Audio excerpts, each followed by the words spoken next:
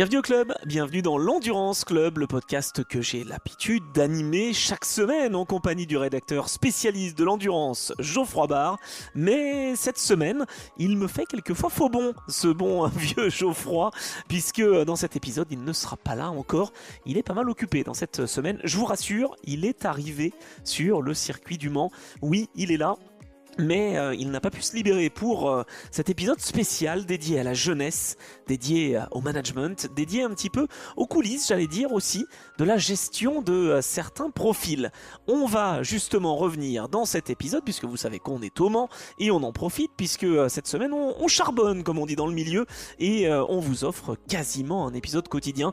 Ça ne sera pas le cas toutes les semaines, rassurez-vous, ou pas d'ailleurs, mais on en est au 114e numéro de notre podcast. Et en l'espace de quelques jours, eh bien, on vous propose vraiment un contenu assez riche. J'espère que ça va vous plaire. C'est à l'occasion de cette 94e édition des 24 heures du Mans, vous le savez. La troisième manche de cette saison 2026 du championnat du monde d'endurance de la FIA. Alors habituellement dans l'Endurance Club on vous donne des chiffres, des petites infos, des statistiques. Et bien là dans cet épisode pas du tout, c'est pas l'objet, j'allais dire, après le format un peu différent du pesage qui vous a plu. Et merci pour vos retours, vraiment ça fait chaud au cœur. On a profité de ce pesage pour pouvoir vous offrir des éclairages un petit peu différents. Là on va profiter de cette journée un peu plus calme, journée de pause. C'était en ce mardi dans cette Endurance Club spécial, donc dans ce podcast spécial, le 114e numéro, on va aller à la rencontre d'Esteban Masson, d'Adrien David et de leur manager Didier André, DADD donc. Et dans la place, et oui, j'ai l'habitude de le dire en ELMS, et bien là, c'est à l'occasion du WEC que je prends l'habitude de dire donc ces petits mots. Et je profite encore de cette intro pour vous remercier, bien sûr, pour votre soutien, pour vos commentaires. Allez Mauro Baldi, allez Yannick Dalmas, et allez bien sûr Mark Webber. D'ailleurs, Mark Webber, ça sera le commentaire à faire à l'issue de ce podcast, puisque, eh bien... Mark Webber, évidemment, est un pilote de référence sur le circuit du Mans. Et c'est un pilote de référence aussi peut-être sur l'envol, ici au Mans. Bref, en tout cas, bien, dans cette intro, je voulais vous remercier donc. Et comme on a passé le cap des 1000 et qu'on est désormais en road to 5410, vous aurez l'explication, si ce n'est pas déjà fait, dans le podcast, dans l'épisode justement dédié au récap de la journée test, qui vous a bien plu d'ailleurs. Ça sera l'occasion de revenir là-dessus en fin de l'épisode. En tout cas, vous allez le comprendre, on suit la jeunesse dans l'Endurance Club. Place aux jeunes donc, place à Adrien David qui a eu le plaisir de nous répondre et qui nous a surtout offert le plaisir de nous adresser quelques mots dans cet épisode. Vous allez comprendre que à seulement 22 ans, il est extrêmement mature. On va également retrouver Esteban Masson qui lui ne roule pas avec l'équipe Acodis ASP ce week-end. Il roule bien avec son équipe en ELMS. Il est dans la place lui aussi avec l'équipe Foresti Racing by Panis. À 21 ans seulement, Esteban Masson est le leader de cette voiture numéro 29 dans le cadre de cette nouvelle édition des 24 heures du Mans. Et on va conclure cet épisode. Vous aurez le plaisir de suivre donc 3 entretiens pour le prix d'un avec Didier André, leur manager justement. Plein d'infos de la part de Didier, ancien pilote bien sûr, qui a participé à 8 reprises aux 24 heures du Mans et qui désormais encadre des petits jeunes, pas qu'Esteban et Adrien, mais évidemment entre autres ces deux pilotes qui vont donc nous revenir sur leur expérience du Mans, et puis Didier André qui va nous évoquer donc plein de beaux sujets justement dans cet épisode un petit peu spécial, épisode XXL j'ai envie de le dire, pour bien le 114e, c'est pas mal, j'ai pas trouvé de lien avec 114, mais vous allez peut-être le faire ce lien, en tout cas n'hésitez pas à réagir en commentaire, à mettre des petits pouces, à booster, bref, voilà, je sais pas combien de boosts vous avez par semaine, mais bon, comme on fait un épisode quasiment quotidiennement, c'est un petit peu compliqué de suivre le rythme. En tout cas, on est parti dans cet épisode de l'Endurance Club. Place donc à Adrien David, Esteban Masson et Didier André. Adrien, on est aux 24 heures du Mans. Ouais. Est-ce qu'on peut dire que c'est un rêve pour toi ? Totalement, c'est un rêve que j'ai depuis pas très longtemps en fait, pour être honnête avec toi. Je l'ai pas eu gamin, je l'ai eu plus tard quand ma carrière monoplace s'est arrêtée. Je me suis dit en fait Le Mans c'est quand même incroyable. Et puis il y a eu tout l'engouement qui a repris avec l'arrivée des nouvelles hypercars. Et je me suis dit en fait ça a vraiment de la gueule et ça me donne vraiment envie d'y aller. Et c'est vraiment compliqué en fait. Mettre un pied en hypercar, les pilotes sont super bons, c'est souvent des pilotes qui n'ont pas eu l'argent pour aller en F1 ou qui n'ont pas eu l'opportunité mais qui sont du même calibre. Donc c'est ce qui rend aussi la course aussi incroyable. Mais ouais, un rêve qui devient réalité, entre guillemets, et surtout parce que je le fais dans de bonnes conditions, avec une équipe française, en tant que pilote français, au Mans, c'est assez extraordinaire. Comment ça s'est fait d'ailleurs avec Acodis ASP, donc rouler avec la Lexus en GT3, parce que je Ouais. sais que tu es un pilote monoplace, c'est Ouais. plutôt le proto, P2, hypercar qui t'intéresse, mais bon, il y a peut-être des liens avec Toyota. Exactement. Le lien, il a été fait avec Jérôme Polican et Didier André. Didier André est mon manager. Et en fait, ils sont assez proches l'un de l'autre. Et Jérôme a vu que j'étais silver et s'est appelé Didier pour lui dire, écoute, ce gamin en silver, faut pas le laisser passer. Et du coup, Didier m'a appelé dans la foulée. On a trouvé un arrangement pour faire le GT4 Europe l'année dernière à côté de mon programme LMP3 avec RSGP. Et en fait, ça a été une super année parce que bah, je fais vice-champion d'Europe GT4. C'était ma première année avec une voiture à portière, donc c'était un gros changement. Et le titre LMP3. Donc franchement, une super saison. Et à la fin de cette année-là, il y a Didier qui m'a dit, écoute, Toyota aime ton profil et te propose de faire le rookie test de Bahreïn en WEC. Donc j'ai pris un billet d'avion, j'étais à Bahreïn. Et là, je fais meilleur temps de la journée de test. Donc, à la fin de la journée, il me dit, écoute, on parle avec eux, mais c'est fort probable que tu fasses le WEC l'année prochaine. Donc, Wow. c'était un gros step. C'est du GT3, ce qui est déjà très bien. Mais bien évidemment, le vrai rêve, j'ai envie de dire, c'est pas de rester en LMGT3, c'est de finir en hypercar avec Toyota ou un autre, si Toyota ne sait pas saisir l'opportunité. C'est bien de le voir comme ça, parce que Ouais. voilà, t'as forcément de l'ambition, c'est normal.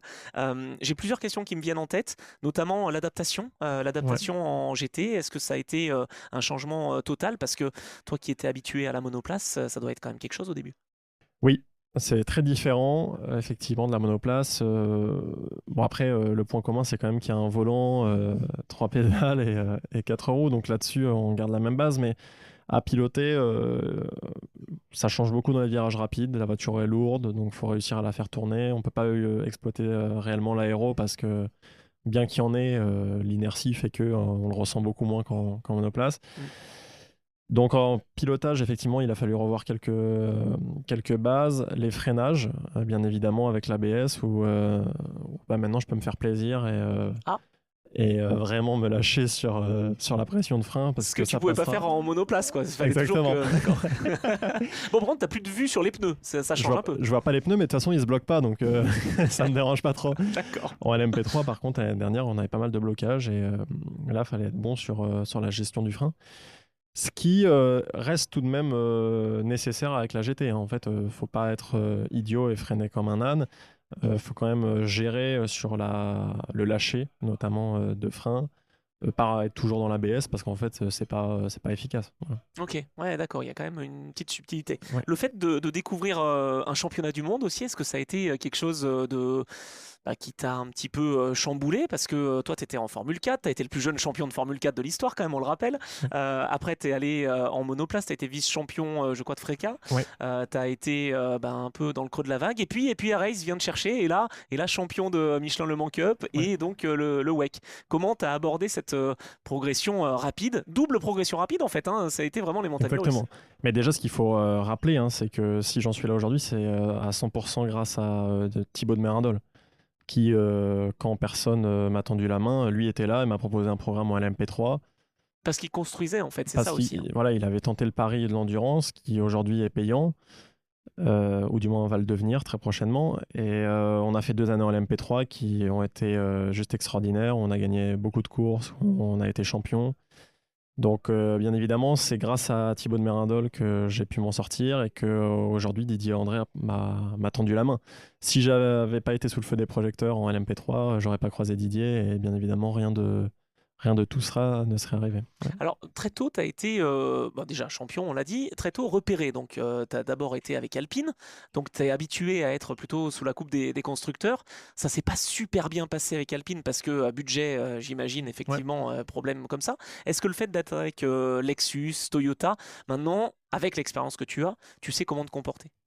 Oui, mais je pense que ça s'est mal passé avec Alpine, pas réellement dû à moi parce qu'en fait les résultats étaient bons, hein. Hmm.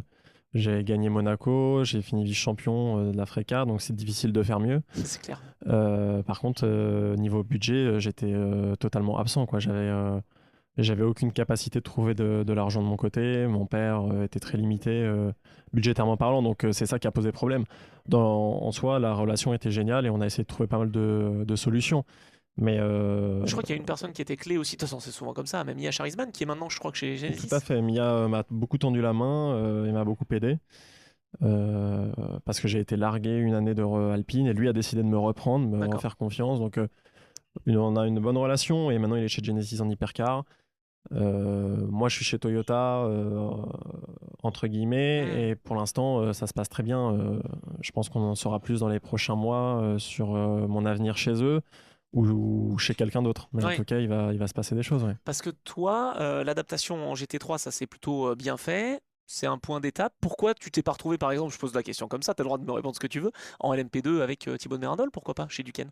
On y a pensé, hein, on y a réfléchi avec Didier, mais en fait, on veut jouer la carte à 100% avec Toyota. Parce que, ils t'ont tendu la main. Donc. Ils m'ont tendu la main. Là, pour l'instant, si je roule en WEC, c'est en grande partie dû à eux. Et on veut jouer la carte GT parce qu'on se dit que voilà qu'on a un constructeur derrière, même si là j'ai un rôle plus précis l'année prochaine chez eux, avec peut-être un rôle pro. Eh bien, c'est bien de faire du GT pendant quelques saisons avant de passer en hypercar. Il ne faut pas griller les étapes. J'ai 22 ans, donc en fait, on se dit, voilà, même si dans 3-4 ans, j'ai le siège en hypercar, que ce soit avec eux ou quelqu'un d'autre, hein, mais de toute façon, il va falloir y aller. Donc, ça ne sera pas trop tard. J'aurai encore... on peut très bien faire 10 ou 15 ans en hypercar après. Donc, l'objectif, c'est déjà de ne pas brûler les étapes, d'avoir des résultats qui plaisent aux constructeurs et qui plaisent à Didier. Et les portes vont s'ouvrir. Pour l'instant, ça se passe très bien. Les 2 premières courses se sont super bien passées, à Imola et à Spa. La pole à Spa, non? Avec la pole position à Spa, c'était ma 2e course en GT3, donc c'était plutôt bien. Mais voilà, la performance, ça n'a jamais été un problème en fait, à vrai dire. Hein, depuis que j'ai commencé le sport auto, c'est tout ce qui est autour que malheureusement on ne peut pas contrôler. Bien sûr, c'est clair. Tu es tout jeune, tu as 22 ans seulement, faut quand même se le rappeler, c'est pas facile. T'as même pas, si tu as eu 22 ans, puisque tu es du début d'année. Est-ce que le lien avec Esteban Masson, puisque vous êtes tous les deux avec Didier André justement, se fait? Est-ce que le fait de rouler ensemble en LMGT3, même si là, ici au Mans en l'occurrence, lui roule en LMP2 et toi en LMGT3, est-ce que vous avez encore des petits échanges? Oui, on est très proche avec Esteban parce que déjà on a toujours roulé ensemble. Hein. C'est-à-dire que notre première course de kart, il y a 12 ans maintenant, a été ensemble. Donc on se connaît très très bien. Lui est en avance sur moi dans le Giron Toyota. Il a fait le pari plus tôt de partir en endurance et ça a été payant. Alors que tu as été plus tôt que lui champion de F4. Tout à fait. Tout à fait. Comme quoi en fait les décisions prises ont un gros impact sur la suite de notre vie parce que si j'avais fait le pari après m'avoir fini vice-champion de FRECA de partir en endurance, je pense que là, je serais dans une autre situation. Mais c'est pas du tout un regret, c'est pas du tout dérangeant. Ça m'a permis de faire Sciences Po quand j'avais pas roulé et de valider quand même un diplôme sympa. Voilà, encore une fois je suis jeune et si Esteban a l'opportunité d'aller en hypercar, je serais très content pour lui et puis j'espère le rejoindre le plus tôt possible. Bah, c'est clair, hein, vous faites partie de la même équipe des ADD, donc pourquoi pas faire partie de la même équipe en hypercar. Bon, l'objectif évidemment c'est Toyota, hein, on se le cache pas. Maintenant tu t'imagines quand même faire 2 ou 3 ans peut-être en LMGT3 si t'es obligé, ou si t'as une opportunité tu la saisiras? Bah là, il faut demander à Didier. Hein, on l'aura tout à l'heure. Que tu auras tout à l'heure.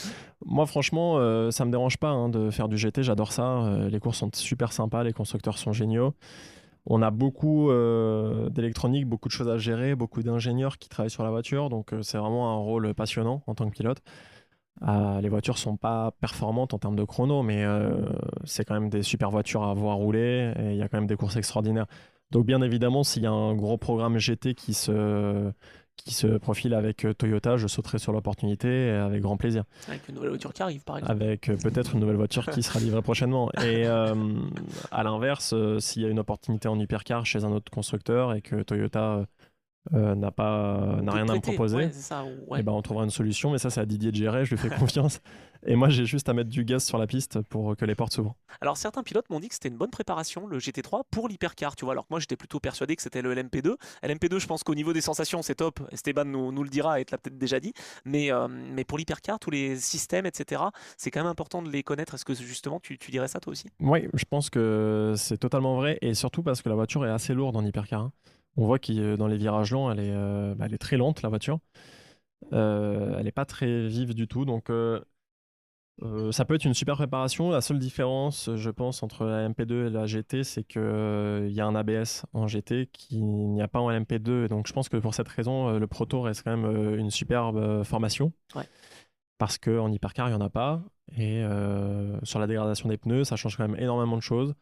On peut freiner très fort quand les pneus sont neufs. Et en fin de course de relais, on a du mal à toucher la pédale sans bloquer. Donc, ouais, je pense que les deux sont très formateurs et moi j'ai eu la chance de faire les deux, d'avoir fait beaucoup de monoplace et là de faire du GT et je pense que ça sera très bénéfique pour la suite. Ouais. C'est vrai que c'est quand même dingue, hein. T'as un double parcours, je dirais, parce que Ouais. voilà, t'as à la fois le diplôme Sciences Po. D'ailleurs, il n'y en a pas beaucoup qui font ça. Je crois qu'il y a Paul Louchatin, Tout à fait, Paul Louchatin qui a même validé le master. Moi j'ai pas fait. pas Donc, encore.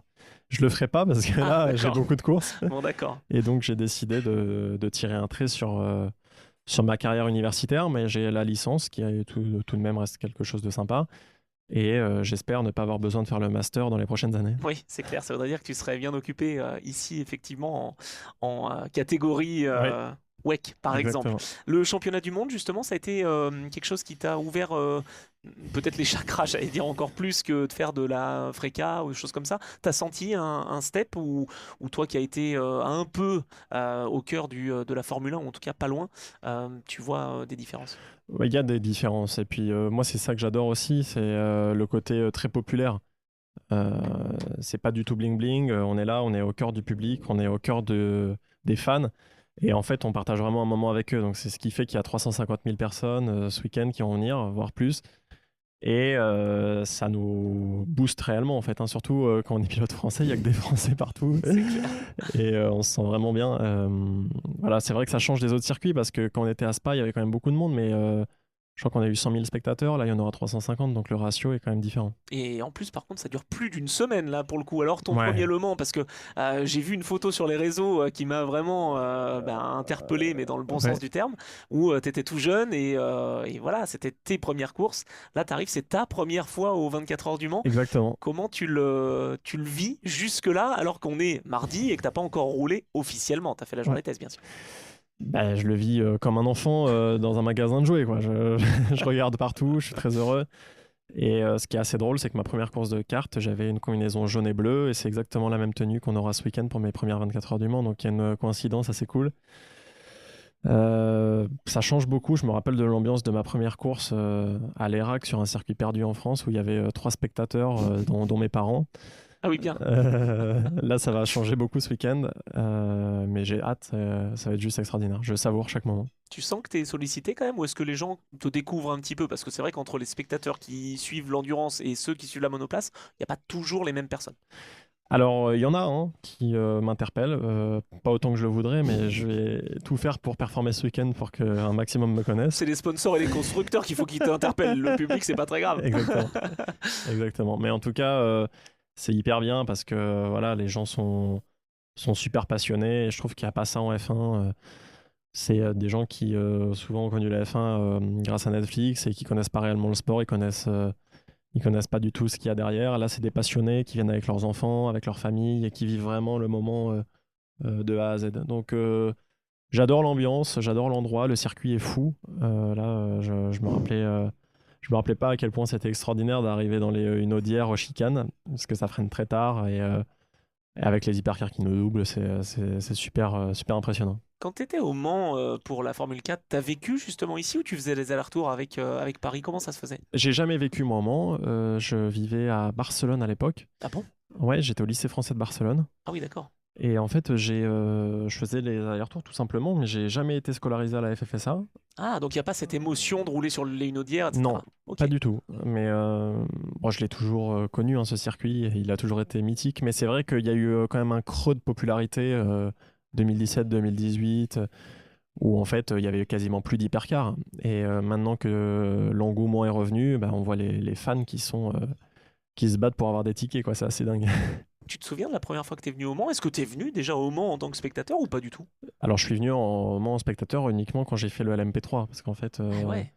donc ça fait 2024, ma première fois j'avais 20 ans, mais je suis jamais venu avant, à part le regarder à la télé. Tu regardais un peu quand même. Je regardais à la télé bien évidemment, et c'était assez sympa parce que j'arrivais pas trop à dormir la nuit tellement c'était excitant. Ça, c'est clair. Ah, mais moi non plus, j'arrive pas trop à dormir la nuit parce que je commente la nuit, donc c'est pas facile. J'espère qu'il y aura pas de safety car cette nuit là Ouais. entre samedi et dimanche. Est-ce que tu sais à peu près ton programme de roulage, ton programme de préparation, médias, etc. Là pour les prochains jours, parce qu'on est mardi, je le Ouais. disais, et ça va s'enchaîner, hein. Bah là c'est réellement la course, hein, c'est le cas de le dire. Ils m'avaient prévenu c'était la course en dehors de la piste, bah ça l'est réellement. Euh, Chaque minute est comptée, on arrive au circuit, ça s'arrête pas, il y a énormément de médias, mais d'un côté c'est génial parce que bah, quand on est pas connu comme moi, c'est cool parce que ça permet aux gens De te connaître. de me connaître un peu davantage. Et puis non, c'est la course, on a pas mal de photos, pilotes, voitures, équipes, interviews, mais au final c'est des super moments et puis je vais pas me plaindre parce que c'est la première fois que ça m'arrive, donc je savoure. Et alors l'endurance quand même, quand tu as découvert avec Race, bah, c'est pas facile quand tu es toi-même concentré sur tes réglages, sur ta monoplace, etc. Je crois qu'avec Fabien Michel, ça s'est plutôt pas mal passé. Très bien, ouais. Et puis, puisque tu as été vice-champion avec lui, ensuite tu as été champion, c'était avec Hugo Schwartz, c'est Ouais. ça? Et là, donc, deux équipiers, non pas un, mais deux. Alors, comment ça se passe cette cohabitation justement avec Acodis ASP? D'autant plus que ce n'est pas Esteban qui est avec toi ce week-end. Exactement. Donc ça a une grande nouveauté en venant de la monoplace. Et ce qui a été, je pense, une erreur de notre part quand je suis arrivé chez Race, c'est qu'on avait la philosophie monoplace. Donc en fait, même sur les réglages de la voiture, on était trop axé performance et pas axé long run. Donc en fait, avec Thibaut de Mérindol, on s'était dit plusieurs fois, oui, certes, on est les plus rapides de très très loin, mais on gagne jamais une course parce qu'au niveau de la stratégie, on n'est pas bon, au niveau de Ah la ouais. dégradation, on n'est pas bon. Et tu veux dire que c'est le réglage avec l'usure des pneus, etc. Ou toi aussi, ta façon d'aborder les Bah, choses? les deux. Ok. Les deux, moi j'étais trop dans la prise de risque, pas assez dans la maîtrise, l'équipe était trop dans la performance pure. Donc en fait, on était. Je pense que bah, c'est simple, sur la saison, Fabien a fait 6 pôles en 6 courses, donc toutes les pôles positions, mais par contre, on n'a gagné qu'une seule course. Donc, Il se fait sortir à Spa au premier virage aussi. oui, c'est vrai, alors on aurait pu la gagner. Mais sur le papier, c'était quand même moins flambant en course qu'en qualif, donc on avait du travail à faire, et ce qui a été corrigé la deuxième année hein, avec Hugo, où là, à l'inverse, on était sur le papier peut-être un peu moins performant, mais par contre, sur les longs relais, on était avionique, surtout à Portimao, la dernière course où on avait vraiment dominé. Chez Acodis, c'est un peu la même chose, mais comme tu l'as dit, il y aura deux coéquipiers, donc les deux sont très bons. J'ai beaucoup de chance d'être bien entouré. Jack est pro en IMSA et Lui aussi a fait de la monoplace. a fait de la monoplace et très performant aux États-Unis avec la Lexus. Il la connaît par cœur. Et Tom est super bon, c'est un des top bronze aussi, qui a déjà fait des pole positions et qui sera dans le match ce week-end. Et donc là, alors au niveau des réglages, déjà c'est une GT par rapport à de la monoplace, on l'a Ouais, dit, ou par rapport à du proto. Donc il faut faire des compromis. Il faut aussi faire des compromis pour Tom, j'imagine, même s'il est très bon. oui. Comment est-ce que vous arrivez à travailler justement depuis le début de saison? Alors moi, je suis assez sympa là-dessus parce qu'en Ah, fait, tout me va. d'accord, c'est bien, Donc, tu t'adaptes. Ouais, de toute façon, ouais, tu t'adaptes, hein. moi je m'adapte, ça m'est égal en fait, hein, le réglage. Avoir un peu plus de sous, un peu plus de sur. Si mon bronze gagne 5 dixièmes par tour, on le fait sans hésiter une seconde. Faut que toi, par contre, tu perds pas trop de temps non plus. Voilà, mais je pense pas en perdre parce qu'au final, j'arrive toujours à m'adapter en ajustant l'ABS, le traction control, en changeant la brake balance. J'ai beaucoup d'outils qui me permettent quand même de combler un peu le manque de balance. Et puis de toute façon, en GT, si je perds 1 ou 2 dixièmes au Mans, c'est pas ce qui va changer le résultat Hmm. final. Donc si lui en gagne beaucoup, par contre, ça peut nous changer la vie parce qu'il va faire au moins 6 heures dans la voiture, donc c'est quand même important. Et puis, non, c'est une stratégie qui est différente de la monoplace où il faut prendre les autres en considération, faire des longs runs, prendre soin des pneus, sauver de l'énergie beaucoup au Mans. Et alors ça, t'as réussi à comprendre tout de suite ça? Parce Bah qu'en ouais, monoplace, tu le faisais pas. non, je le faisais pas, mais là, ce qui est cool, c'est que je suis bien entouré. Il y a des ingénieurs qui me donnent beaucoup d'informations. Et même quand je roule, en fait, hein, T'aimes bien qu'on te parle? ouais, je suis guidé. Hein, voilà, j'ai beaucoup de choses qui m'aident à suivre les objectifs qui sont donnés par les ingénieurs. Et même électroniquement parlant, dans la voiture, on a des systèmes qui sont super poussés. Et là-dessus, c'est vraiment génial. On perd pas beaucoup de temps en sauvant de l'essence au Mans. Et je pense que sur le résultat final, si on gagne un arrêt au stand, bah, c'est quasiment 1 minute. Et ça peut changer beaucoup de choses. Ouais, c'est clair, c'est clair. Bon, après, il y aura la fiabilité aussi, évidemment. Ce circuit du Mans, tu l'as pas découvert, parce que tu me l'as dit, tu as fait Ouais. le Road to Le Mans. Ça s'était pas super bien passé, les premiers tours de roue. Bon, Ouais. est-ce que maintenant, tu as été échaudé et tu sais comment négocier, justement, ce circuit? Bah, ça s'est pas bien passé parce que j'ai eu un accident au qualif, mais ça s'est très bien passé parce que j'ai fait 2 fois la pole, entre guillemets, parce qu'ils ont pris le résultat des essais. Et à chaque fois, je faisais premier aux essais, donc on est parti 2 fois en pole. Il s'était passé quoi? C'était les pneus qui Euh, étaient pas chauds, c'est ça? Non, c'est encore une fois, je pense, nous qui étions probablement trop axés dans la performance. Ok. La voiture était très nerveuse, elle était très survireuse et j'en ai probablement trop mis. Euh, D'entrée, quoi. ouais, je t'avoue que c'est assez flou parce que pourtant j'étais pas du tout dans une prise de risque maximale à ce moment-là, mais écoute, j'ai perdu la voiture, j'ai fait une erreur. T'as pas été le seul, hein. Ouais. Et donc c'était pas super, mais ça s'est très bien corrigé après parce qu'en partant dernier, on fait deuxième. C'est pas mal. Et à l'autre course, en partant en pole, on finit deux aussi. Bon, Le Mans, c'est toujours un peu un casino avec les stratégies et les safety cars, mais on a toujours été super performant, on a toujours été très très rapide. Et là, au test de dimanche, on était bien aussi avec Codis.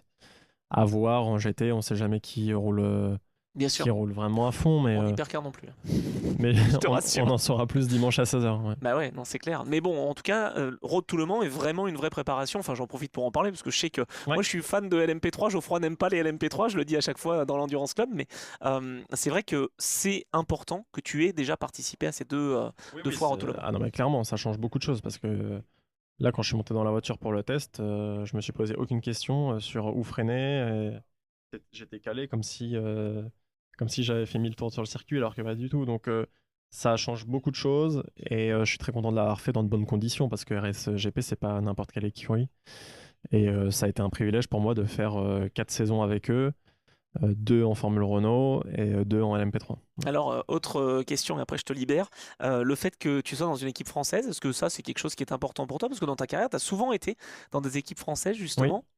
Bon, est-ce que ça change quelque chose ou pas? bah, ça change beaucoup de choses parce que déjà il y a un lien qui se crée automatiquement avec les ingénieurs et avec Jérôme, qui est difficile quand on est étranger parce qu'en fait on se dit pas les mêmes choses, on n'a Ouais. pas les mêmes références, voilà, on n'habite pas loin l'un de l'autre, on a la même culture, donc bien évidemment c'est un plus. Après ça fait pas tout. Ce qui reste le plus important, c'est quand même de performer en piste, hein. On peut être de n'importe quelle nationalité, si on est avionique en piste, tout se passera très bien dans l'écurie. Ouais, on est d'accord. Donc c'est cool et ça me met en confiance pour aborder une semaine comme ça qui va être importante. J'ai pas de pression parce que je suis silver. Bien que sur le papier ce soit un peu drôle.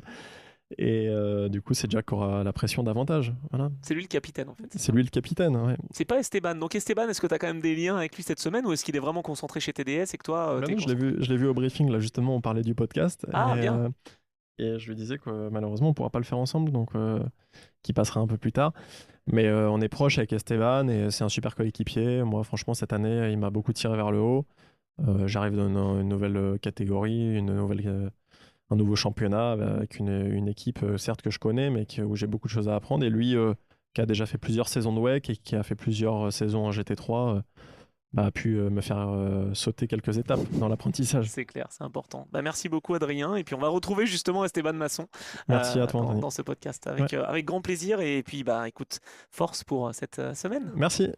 Merci Esteban de prendre un peu de temps parce que c'est quand même une semaine assez chargée. Ça va, tu la vis bien? C'est ton 3e Le Mans, hein. Ouais, bah merci à toi de m'inviter sur le podcast, ça fait très plaisir. Première fois qu'on peut faire ça ensemble, donc ouais, très content d'être là au Mans. Comme d'habitude, une semaine juste incroyable, mythique, qui est pleine et remplie pour nous en tant que pilote, mais pleine d'émotions, d'excitation, et surtout c'est de plus en plus jour après jour. Et encore une fois, je me répète peut-être année après année, mais c'est vraiment une course de 24 heures aux yeux de tout le monde, mais c'est une course qui dure 10 jours pour nous en fait. On est là depuis vendredi dernier, et encore moi je suis chanceux d'habiter pas très loin, donc j'ai pu venir le vendredi matin pour le pesage directement, mais il y en a qui arrivent même le jeudi, et encore les teams arrivent bien plus tôt. Donc c'est te dire à quel point cette course a une ampleur énorme, et c'est une organisation pardon, qui prend beaucoup de temps. de personnes et voilà, tout le monde ne voit pas tout ça et c'est important de le rappeler parce que on ferait pas ces courses grâce à toutes ces personnes qui sont incluses dans les teams, mais aussi les commissaires, etc. Donc voilà, c'est important de remercier tout le monde, mais je suis très très content d'être là pour ma 3e fois au Mans et en espérant faire un petit peu mieux que l'année dernière. Alors on a parlé de toi avec Adrien David parce que normalement tu partages la Lexus avec lui. Là, au Mans, tu restes avec l'équipe Forestier Racing by Panis. Est-ce que c'est un choix de la part de Xavier Combet, d'Olivier Panis de te garder? Est-ce que Toyota accepte justement de te prêter? Comment ça s'est passé? Bah, c'est plus une demande de Toyota pour être honnête, dans le sens où, comme tu l'as dit, donc je roule sur la Lexus LM GT3 dans la saison normale de WEC, on va dire. Donc très content, dans une super équipe telle qu'Acodis ASP. Voilà, j'ai la chance d'être placé dans de bonnes équipes, des top teams même, on va dire. Donc voilà, je suis chanceux de pouvoir me battre tout le temps pour des victoires avec Adrien qui est littéralement un pilote professionnel. Donc voilà, ça se passe très bien. On est très rapide cette année. Pas eu beaucoup de chance jusqu'à maintenant, mais bon, ça c'est le sport mécanique. Donc non, voilà, c'est cool. Et puis pour les 24 heures du Mans, comme je le disais, étant pilote Toyota, c'était une demande de leur côté. On a discuté évidemment de ça et c'est vrai que pour moi en tant que pilote, l'objectif est de préparer l'hypercar. En tout cas, c'est mon objectif sur le long terme, on va dire, pour ma carrière. Donc, étant donné que c'est un objectif personnel et du côté de Toyota, la meilleure préparation, c'est forcément le LMP2. C'est ce qui se rapproche le plus en termes de sensations, de pilotage. Donc, on va dire que voilà, c'est la continuité de la préparation. J'ai eu la chance de rouler dimanche dans l'hypercar. Bon, t'as fait Quelques un tours. push lap. C'est ça, on en a parlé tous les deux déjà. J'ai fait un tour complet, on va dire un push lap, mais c'était même pas un push lap parce que voilà, c'était les premiers tours du dimanche. On sait que personne prend trop de risques. J'avais pas d'intérêt non plus, mais c'était très très cool de pouvoir rouler pour la première fois dans les Hunaudières à 300 et quelques, presque 340 km/h dans l'hypercar. Donc voilà, pour la première fois, c'est toujours sympa. Je m'en rappellerai pendant un moment, je pense. Et voilà, après l'objectif, comme je le disais, c'est de pouvoir monter dans cette voiture plus souvent. Ah ouais. Et pour ça, la préparation à l'MP2, elle est importante. Je pense que depuis 1 an et demi, là, tout se passe très bien, comme tu le disais, avec le team TDS, Panis, parce que voilà, ils sont associés. On a une super équipe, on a 2 voitures qui marchent très bien. C'est Donc, clair. Une en Pro A, mais une en Pro. Est-ce que ça, e- par contre, exactement. ça peut créer des différences ou est-ce que vous travaillez ensemble? Surtout qu'il y a Kevin Estre ce C'est week-end. ça, exactement. Non, enfin, je veux dire, sur la globalité, on va parler, on travaille beaucoup ensemble parce qu'au final, il y a 2 pros dans l'autre voiture aussi. Le seul changement, on va dire, bah, c'est la catégorie, donc on se bat pas l'un contre l'autre. Et au lieu d'avoir un silver, ils ont un pilote bronze. Mais au final, sur la préparation, le travail, il y a énormément de similitudes. C'est juste que les run plans vont souvent être un petit peu différents pour préparer un peu plus le bronze de leur côté. Ils n'ont pas de qualif avec le pro. Mais à part ça, c'est la même voiture, on est sur le même circuit en même temps, donc en fait on va partager beaucoup de choses pour s'entraider et se tirer l'un vers le haut. Donc donc non, c'est super intéressant et comme je disais, c'est un top team également dans laquelle j'ai la chance de l'enrouler depuis l'année dernière. On a pu gagner le titre en ELMS, donc non, tout se passe extrêmement bien. Il faut continuer comme ça et puis content d'être encore une fois ici au Mans. Ouais, c'est vrai que c'est une chance, il faut s'en rendre compte. Je voudrais rebondir juste sur Toyota, parce que tu m'as parlé Bien sûr. de tes roulages avec l'hypercar. C'est pas la première fois que tu prenais le volant de cette voiture. Est-ce que c'est une voiture justement où tu vois quand même des similitudes avec le GT3, des différences, et similitudes avec l'MP2 et des différences? Non, exactement. J'ai la chance d'être couvé par Toyota depuis maintenant un moment. Surtout que voilà, je me sens extrêmement chanceux, sachant que je suis le seul pilote non japonais C'est dingue, ah dans ouais. leur giron. Ouais, ouais, en fait, ils ont que des pilotes au Japon, japonais, sur lesquels ils misent un petit peu. Je sais pas exactement comment ça fonctionne là-bas, parce que moi, c'est un peu un cas spécial. Comme je le disais, je suis le seul non japonais. Le seul qui fait des championnats en Europe, en WEC, en ELMS, etc. Et Et c'est monoplace, c'est ça. endurance, enfin Mais c'est c'est... la première fois qu'ils font ça, donc extrêmement reconnaissant, chanceux, et je me rends compte de l'opportunité que j'ai d'être voilà, couvé par le plus gros constructeur mondial qui sont implantés pardon, dans le monde de l'endurance depuis super longtemps et qui gagnent. Donc non, C'est clair. c'est vraiment une chance. Quand Et est-ce que tu as intégré d'ailleurs Toyota? Je me souviens plus. Parce que t'es tout jeune, attends, t'as de- 22 ans, même pas. j'ai Même pas, 21 ans, ouais. 21 ans. Ouais, j'ai T'auras 21 ans. 22 en septembre, je crois. J'aurai 22 fin d'année, ouais, c'est ça, en septembre. Donc j'espère que j'ai encore quelques années devant moi en endurance ou autre chose, on verra ce que l'avenir me réserve. Mais ouais, non, du coup, ça fait depuis début 2025. En fait, mon contrat avec eux a commencé en 2025. D'accord. Donc où ils m'ont placé en Super Formula Light, comme tu as pu le dire, en monoplace. J'ai fait le LMS en LMP2 l'année dernière. J'ai fait aussi de la Nordschleife, donc j'ai Ouais. passé mon permis l'année dernière, même si c'était pas des courses en soi parce que c'était plus une préparation et j'ai passé mon permis sur une GT4. Ouais. Voilà, c'est plein de projets qui sont mis en place et une construction qui est faite autour de moi qui est très bénéfique en tant que pilote en fait pour l'expérience, etc. En plus de travailler avec une équipe et des gens aussi expérimentés et professionnels que Toyota qui m'apportent énormément tous les jours. Après chaque course, c'est important. Je passe beaucoup de temps avec certaines personnes au téléphone, etc. J'ai l'occasion d'aller assez souvent, encore plus maintenant que je refais le WEC en GT3 avec eux, à Cologne pour le simulateur, etc. Donc ouais, non, c'est vraiment... ça a été un gros step dans ma carrière et c'était quelque chose d'important parce que voilà, et sachant ce que ça coûte, comment c'est compliqué de trouver et de faire sa place, surtout en endurance, c'est extrêmement important d'avoir le backing en fait d'un constructeur. Et on va dire que j'ai eu de la chance parce qu'il faut aussi une partie de chance d'être au bon endroit au bon moment. Et en plus de ça, je pense que tout a été bien fait avec mon entourage pour pouvoir me mettre dans les conditions idéales. C'est aussi simple que ça. Et puis après performer parce qu'au final, Ouais, parce que j'allais dire, t'es humble, hein. bien Il sûr. faut aussi saisir les Non, opportunités, bien hein. Tu les sûr. as, mais il faut les saisir. Exactement, il faut les saisir et puis faut pas faire d'erreur. Quand on est un pilote comme ça, qui a pas trop de budget, je vais être honnête, hein, moi j'ai jamais eu énormément de budget. J'ai roulé en karting dès mes débuts en France. J'ai pas eu l'occasion de faire de courses en international, pareil en F4, etc. En fait, on n'a pas vraiment le droit à l'erreur et je pense que c'est aussi ce qui m'a formé, tu vois. Je pense que le fait de pas avoir forcément tout le temps du top matériel, de toujours devoir se battre, de pas avoir le droit à l'erreur, et ben ça te forge en tant que pilote. Et aujourd'hui, d'avoir cette opportunité via Toyota de rouler dans plusieurs championnats, dans toujours des plutôt bonnes équipes, dans des top équipes, Ouais, pardon, c'est j'allais clair. dire. Plutôt bonne, t'avais raison, hein. Ouais, exactement. Non, non, mais voilà, il faut rester aussi humble parce que les équipes, elles font un super boulot et je suis super content. Et en fait, de partir de là où je suis parti et d'en être là aujourd'hui, d'avoir cette opportunité, et ben, ça me donne encore plus envie de travailler et notamment de me battre pour des championnats. Et en fait, au final, et ben, comme je disais, ça te donne encore plus envie. Et, là, j'ai jamais autant été passionné et heureux de faire ce que je fais. Donc, j'espère que ça va continuer comme ça pendant longtemps. Ouais, c'est clair, mais l'adaptabilité, elle est importante et il faut qu'elle le soit justement. Tu as travaillé ça en étant intégré dans plein de championnats justement, ou c'était déjà de base dans ta nature le fait de savoir t'adapter assez rapidement? Je pense que j'ai toujours été plutôt bon. Je pense que ça a été un de mes points forts en général jusqu'à aujourd'hui, de pouvoir m'adapter parce que quand je passais d'une marque à l'autre en karting ou de la F4 à l'Africa, j'ai toujours été rapide à m'adapter.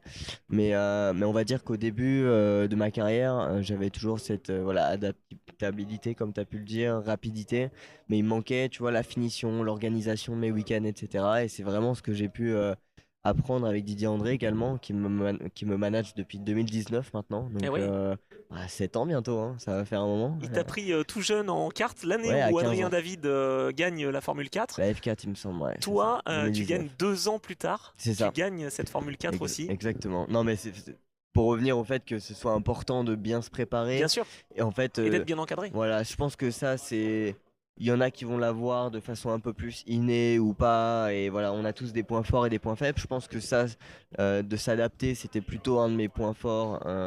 Mais au final, c'est pas ce qui te fait gagner, tu vois. Faut bien travailler, parfaire entre guillemets les week-ends de course en fait. Et ça, c'est ce que mon management et Didier a pu m'apporter.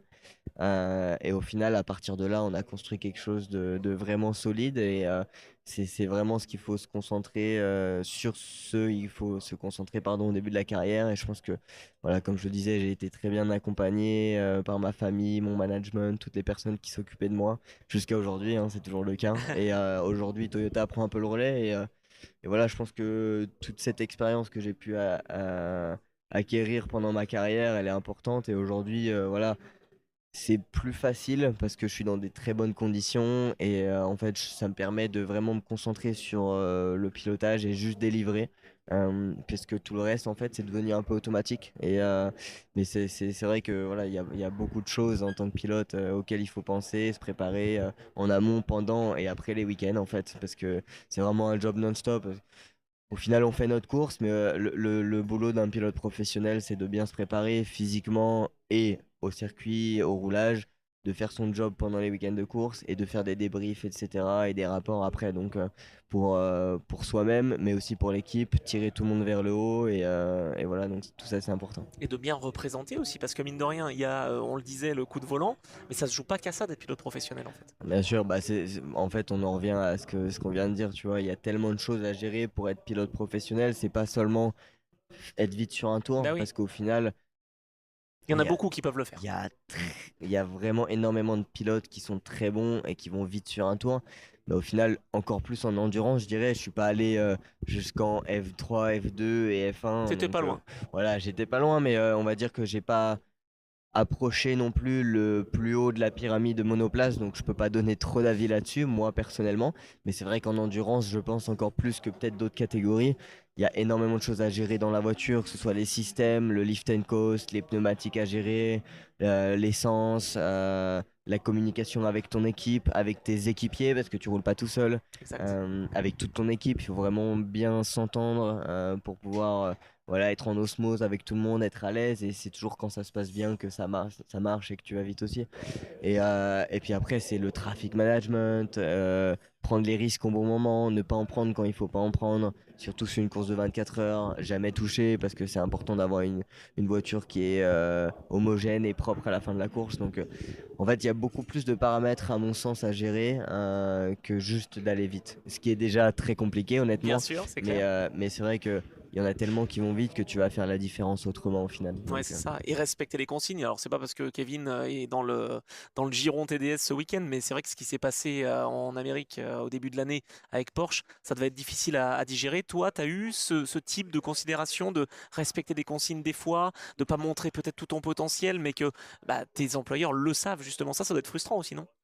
je pense que j'ai pas eu affaire à ce genre de consigne moi personnellement parce qu'en monoplace on se bat chacun pour nous donc il n'y a pas eu de consigne. Et après en GT3 et en LMP2, à part faire attention à ton teammate, etc., j'ai jamais été dans une situation où je devais laisser passer D'accord. ou quoi que ce soit. Donc non, j'ai pas eu ce genre de situation. Mais voilà, après c'est compréhensible. C'est aussi une situation particulière parce qu'il est pilote usine, Bien donc sûr. pour un constructeur.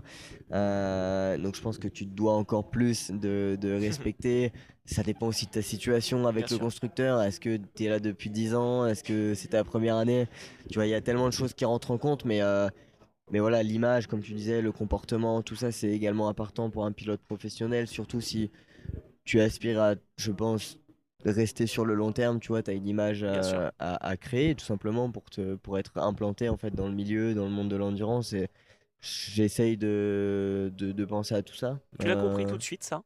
Parce que tu es quand même jeune. Je veux dire, Ouais, toi ou Adrien, vous êtes tous les deux nés en 2004. c'est ça. Vous êtes super jeunes et à vous écouter parler, on a l'impression que vous avez 40 ans, quoi.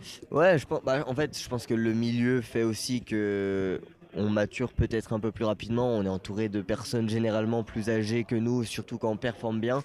En fait, vite monter en catégorie, etc.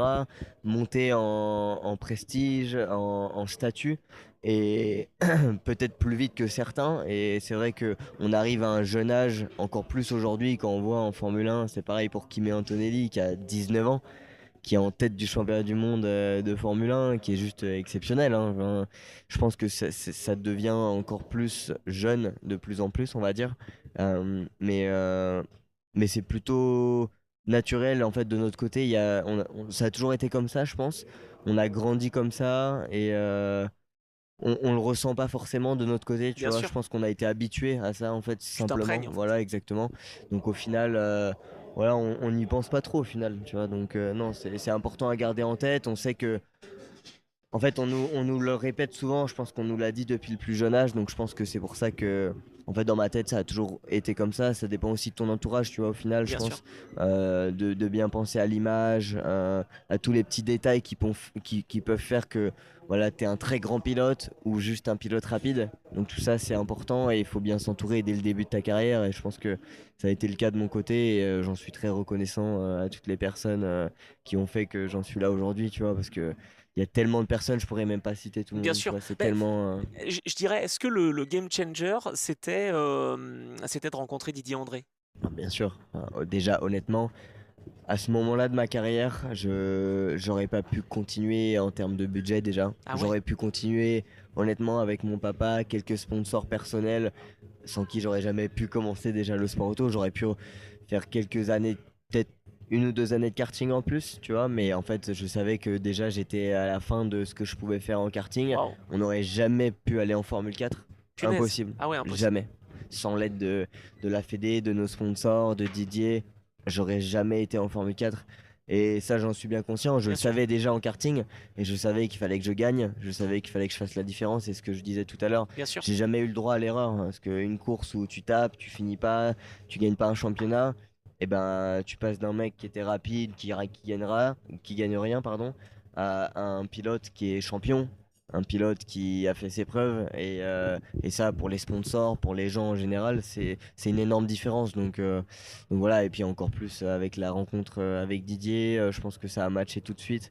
Et comme je le disais, j'avais aussi la pression parce que Didier, il me connaissait pas forcément. On avait établi de faire un test ensemble, donc il est venu D'accord. sur une course avec moi en fait au Mans pour la Ok. première fois. Donc au Mans en Au karting, championnat hein. de France junior, Ouais. ma première manche de championnat de France junior, je le connaissais pas. Il est venu pour la première fois, on s'est rencontrés le matin du jeudi ou quelque chose comme ça. Et en fait, Didier, il accompagne des pilotes qui peuvent voilà, payer sa prestation pour s'occuper d'eux en tant que manager, etc. Et moi, ça a été un peu différent parce que du coup, il savait que j'avais pas de budget, j'avais à peine le budget de faire un championnat, je pouvais pas Bah oui, te me permettre de... permettre de payer quelqu'un pour m'occuper de moi, mais on s'est dit que ce serait cool de faire un test ensemble et voir ce que ça peut donner. Et en fait, j'ai gagné toutes les courses ce week-end-là, les manches, la pré-finale, la finale. Ah, il a vu là. Et du coup, voilà, on s'est dit que ce serait plutôt sympa de se lancer dans un projet ensemble. Et voilà, encore une fois, c'est la chance de l'avoir croisé, qu'il ait pris son temps de venir me voir et que j'ai pu délivrer le bon week-end, on va dire. Et puis en fait, après, ça s'est déroulé un peu naturellement, on va dire. Et depuis, voilà, c'est lui qui s'est investi dans ma carrière. Et comme je t'ai dit, sans lui, j'aurais même pas fait de Formule Bah 4, ouais. t'imagines. Oh là là.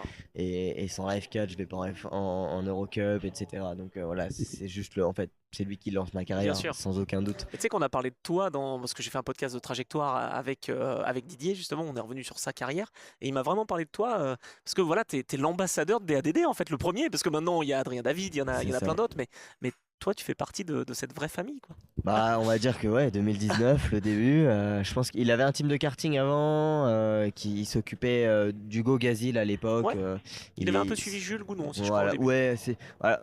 Ça Mais c'était pas DADD, mais c'était oui, oui. encore un petit peu avant. Et voilà, moi je connais pas toutes les histoires en Écoute profondeur, trajectoire. donc voilà, exactement. Ouais, il faut que je réécoute le podcast, c'est ça. J'irai voir ça après. Mais du coup, ouais, moi de mon côté, je sais que au moment où il s'est occupé de moi, il y avait encore quelques pilotes en karting, mais ou un ou deux pilotes, mais il y avait voilà uniquement cette structure-là de karting.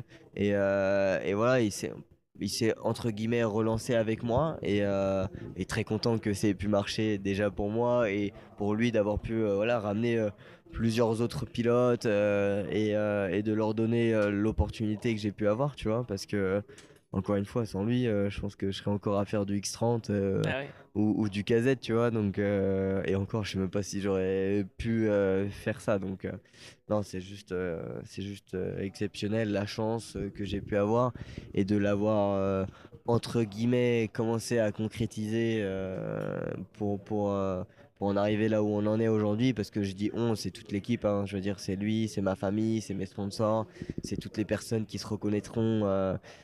Mon premier coach en karting, mon mécanicien qu'on payait presque pas parce que c'était plus pour l'expérience ensemble, tu vois, Flo, Thierry, enfin voilà, ils se reconnaîtront, mais c'est des personnes sans qui j'aurais jamais pu commencer le karting. Même Eric Bénès qui a un team de karting PKS dont il s'occupe plus maintenant, mais voilà, une personne très importante dans ma carrière aussi qui m'a permis d'avoir voilà, cette expérience dans un premier team professionnel de karting. Donc voilà, il y a tellement de personnes, je pourrais même pas remercier tout le monde, mais c'est important pour un pilote de se rappeler d'où on vient également.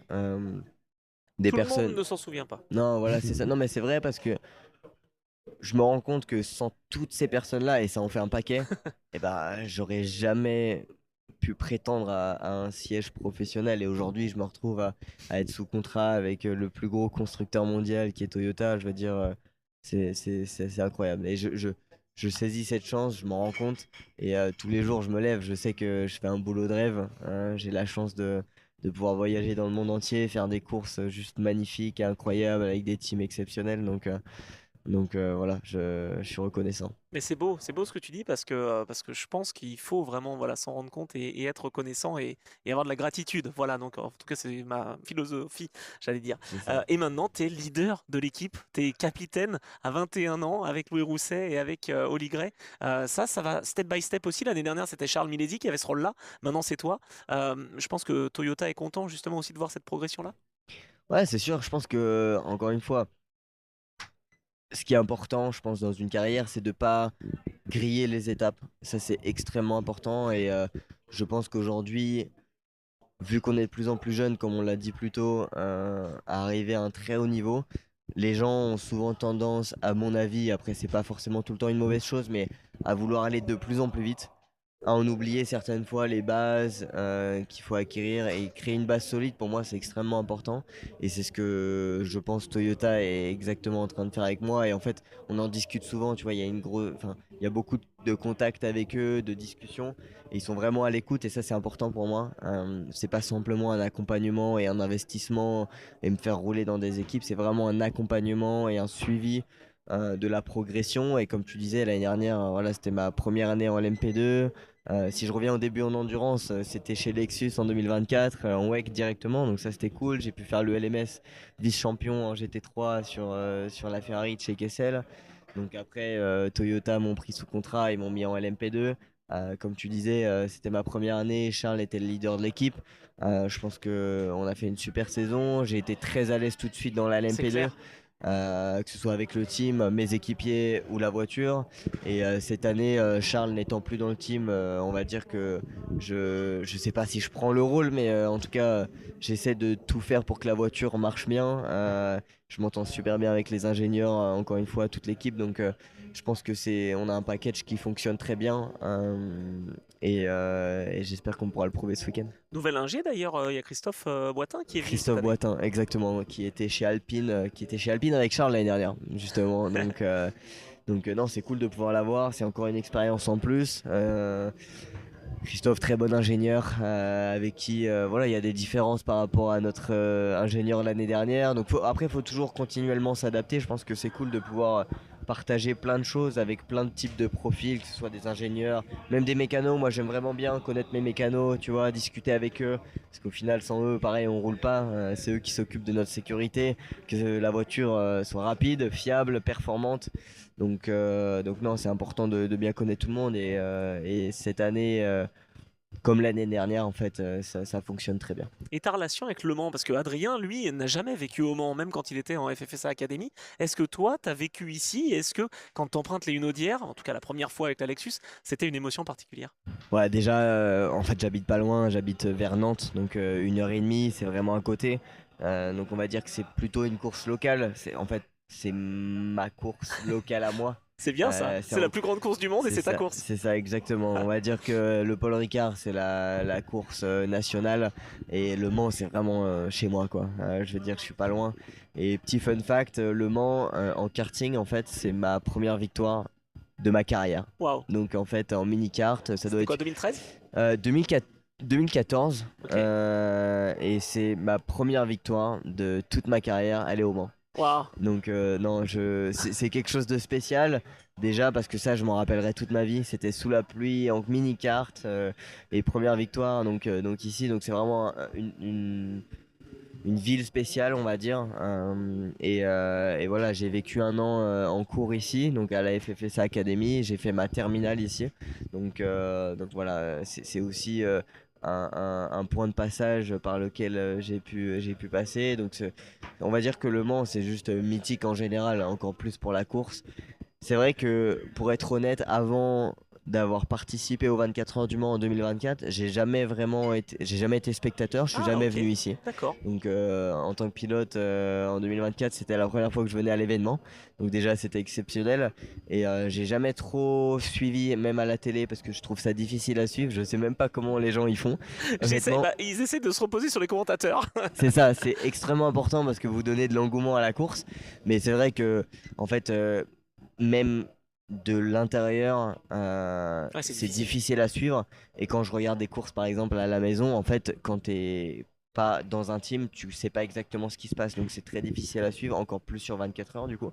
Donc non, c'était juste spécial et cette course, elle est juste exceptionnelle. Tu vois, c'est ce que je dis à tout le monde. De mon côté, Le Mans, c'est la course qui bat tout, quoi. J'ai envie de gagner cette course. À chaque fois que je viens ici, je monte dans la voiture. Je sais que voilà, à la fin du week-end, je veux croiser la finish line premier. Et j'espère pouvoir avoir ce feeling dans ma vie. On sait jamais quand est-ce qu'on va pouvoir avoir la chance de se battre pour les 24 heures du Mans parce que c'est une course qui dure une journée entière, sur laquelle il peut se passer n'importe quoi, de la pluie, du fog comme on a pu voir à Daytona, de l'orage, il peut tout se passer. Donc il y a tellement d'accidents aussi. Bien L'année sûr. dernière, un peu moins, mais voilà. En fait, chaque année, la course ne se ressemble pas. Donc il faut être prêt à tout. Et comme je le disais, tu sais jamais quand est-ce que tu as la chance, rien que de te battre pour la victoire. Et l'année dernière, on est passé proche. On a eu cette chance-là de pouvoir avoir une belle bataille, serrée jusqu'au bout. Ça s'est pas fini. Bah, vous meniez, hein, de toute façon. Voilà, ça s'est pas fini comme nous on le voulait, mais au final, Le Mans choisit quand même ses vainqueurs. J'espère que Le Mans nous choisira cette année, mais après, voilà, c'est troisième fois, comme tu l'as dit, que je participe à cet événement, à cette grande course. Et on verra comment ça se passe, mais j'espère que j'y participerai encore un grand nombre de fois. Ah bah, j'espère aussi pour toi, effectivement, Esteban, et que ça soit en top catégorie aussi. Ça C'est serait pas ça, mal. ce serait encore plus cool. C'est ton objectif, de toute façon. Ouais, mon objectif, honnêtement, depuis que je suis petit, c'est ce que je dis, c'est d'être pilote professionnel, de Ok. vivre de ma passion, ce que je commence à faire tout juste, et j'en suis extrêmement reconnaissant et content. Après, voilà, top catégorie, évidemment, l'hypercar, c'est ce qui donne le plus envie, c'est comme la Formule 1 de l'endurance, donc évidemment que je pense c'est ce que tout le monde aspire à vouloir atteindre. Toi, tu te sens avoir les épaules, de toute façon. Un Bien peu comme sûr, un Nick De Vries qui est arrivé, qui a été mis dans l'équipe, quoi. voilà, sans vouloir paraître trop hautain ou sûr de lui, je pense que je me sens très bien dans ma position aujourd'hui. Je suis réserve cette semaine pour la Toyota dans C'est pour ça l'hypercar. d'ailleurs que tu as fait un tour ou pas? Non, En fait, c'était pas obligatoire. c'était pas obligatoire apparemment. J'avoue que j'ai su un peu au dernier moment que j'allais D'accord. rouler dimanche. Ok. On m'a envoyé un message, ah bah t'es prévu de faire le début de la séance, donc j'ai été préparé, hein, j'ai été faire du simulateur, Bien etc. sûr, Mais bien sûr. De toute façon, t'es toujours préparé. voilà, c'était pas prévu et c'était une bonne surprise, tu vois. Mais oui, je me sens prêt parce que voilà, j'ai fait quelques tests, comme on a pu le dire, dans la Toyota. Tu suis le développement de cette TR010 quand même. Bien sûr, bien sûr. J'ai été sur plusieurs tests, malgré le fait que je développe pas du tout la voiture, je vais être honnête, je vais dire, c'est pas encore mon rôle. Bah, quand t'es face à Buemi, Hartley, Voilà, c'est t'as ça. qui? T'as Kobayashi, à un moment c'est bon. Ils Hein. ont pas mal d'expérience dans l'hypercar en général avec l'équipe, donc moi c'était plus pour prendre de l'expérience, ce qui est déjà énorme parce qu'en fait il y a tellement peu de roulage que c'est une chance de pouvoir faire quelques tours dans la voiture et j'en ai fait pas mal pour être honnête, donc non c'est cool, j'ai vraiment ce suivi, c'est ce que je disais auparavant en fait de Toyota qui est précieux et ils font pas ça n'importe comment. Bien sûr. Ils le font vraiment bien et en tant que pilote, bah, ça fait vraiment plaisir parce que ça enlève une pression, ça enlève voilà, ce doute de est-ce que je suis prêt, est-ce que je suis pas prêt, comment ça va se passer. Je sais déjà que je suis plutôt à l'aise dans la Bien sûr. voiture, que ça se passe toujours bien avec l'équipe et plus je roule avec eux, plus je les connais aussi. Et eux Donc, te connaissent. c'est important. Et voilà, après, Je suis pas demandeur, en fait, ils le font eux-mêmes. Bien sûr. Donc c'est aussi important. Et Je pense que c'est la bonne façon ouais, d'approcher les c'est choses. ça. Moi, je suis pas là à pousser. Je sais que je me concentre sur ce que je fais aujourd'hui et je suis très content de ce que je peux proposer. Je me sens super bien, que ce soit en MP2, en GT3, quand je fais quelques tests en hypercar. Donc je pense que ça, c'est le plus important. Et après, à côté de ça, voilà, quand ils décideront, j'espère Mhm. d'avoir une place Tu seras là. de m'y mettre. Je serai là, je serai prêt. Et à voir quand ça arrive ou pas. Voilà, après, Bien moi, sûr. comme je disais, je suis pas là à pousser plus que ça. J'attends leur call et quand ils m'appelleront, en tout cas j'espère, je serai prêt. T'as une bonne relation avec tous les pilotes officiels Toyota d'ailleurs ou pas? Ouais, bien sûr, bah voilà, comme j'ai dit, on a fait quelques tests. Je Ah les ouais, connais pas plus que ça parce d'accord. que surtout sur des tests, moi je fais les longs tests, on va Mhm. dire, les Ouais. tests endurance. Donc en fait, on switch toujours. Donc je suis T'as pas, pas le temps de parler quoi. voilà, je suis pas toujours avec les six. Donc voilà, mais je commence à les connaître un petit peu. Comme je disais, on passe pas énormément de temps ensemble, mais non, je les connais tous un peu. Ils sont tous extrêmement expérimentés, très gentils. Et je pense que voilà, ça se passe bien en tout cas, et ça se passerait bien. Alors, on est dans l'Endurance Club, j'ose pas trop évoquer ça, mais bon, je te le demande, on est ensemble évidemment, et puis après je te libère. Pas de souci. Toyota, Formule 1, ils sont un peu impliqués aussi. Est-ce que le fait que tu aies cette double carte, justement, tu as fait du GT, tu as fait du Proto, tu as fait de la monoplace, est-ce que dans un coin de ta tête, tu es toujours encore très jeune, hein, 21 ans, est-ce que ça pourrait être une possibilité de faire au moins un test en Formule 1 un jour? J'ai 21 ans, je suis jeune. Je pense que jusqu'à aujourd'hui, la carrière, elle a été sur une pente ascendante qui est extrêmement positive. Aujourd'hui, je pense que j'aurais jamais déjà pensé en être là au niveau où j'en suis aujourd'hui. Donc, comme je le disais, je suis déjà très reconnaissant de Bien tout sûr. ça. Est-ce que j'y pense? Honnêtement, non. Non, non, ça, d'accord. J'y pense pas. Après, c'est vrai qu'il s'implique de plus en plus dans le programme Formule 1 à travers l'équipe As. Je suis ça de loin. Je pense que le programme Endurance est pas vraiment lié Non, aux investissements et ce qui peut se faire en Formule 1. Après, je sais que Rio est pilote de réserve chez As. Donc lui, il roule un peu dans la Formule 1.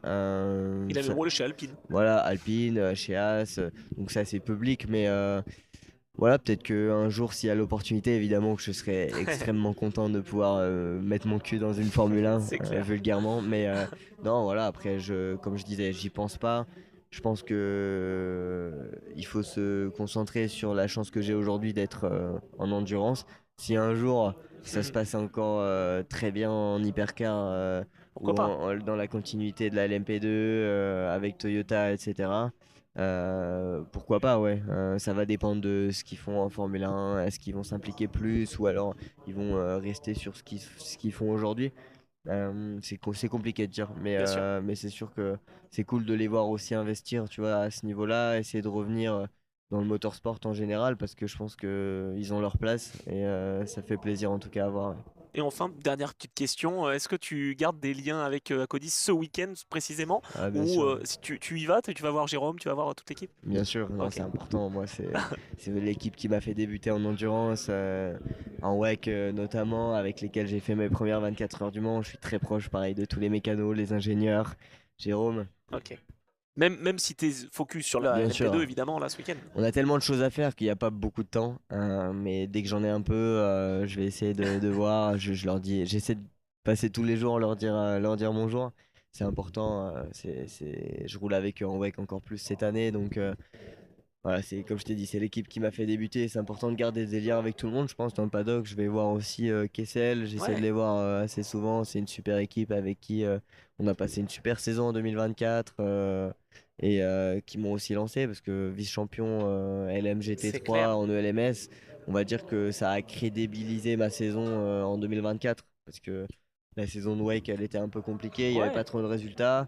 Même si de l'intérieur, Toyota savait que ça se passait très bien de mon côté, ça a quand même ouais, voilà, ça fait un assis les choses impact quoi. de faire vice-champion, d'avoir gagné des courses. Et puis t'étais bien avec Serra, enfin je veux dire Bien voilà, sûr, dans le voilà. rythme quoi. Honnêtement, c'est bien de garder contact avec tout le monde. Et comme tu le disais, encore plus à Cody, c'est une équipe française, c'est encore plus facile. Mais non, non, ouais, je suis content de croiser toujours les gens dans le paddock. Et c'est important de passer du temps avec tout le monde.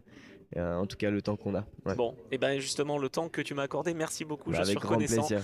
Et je vais te laisser te préparer parce qu'elle est longue cette semaine, donc voilà. Il Merci, reste encore Esteban. quelques jours, ouais. Ouais, un peu. On est que mardi, mais On est déjà. que mardi, ouais. J'ai l'impression que ça fait 2 semaines qu'on est là, mais il reste encore quelques jours et c'est le plus important. Bon, merci Esteban et Merci puis beaucoup. Forza pour cette semaine.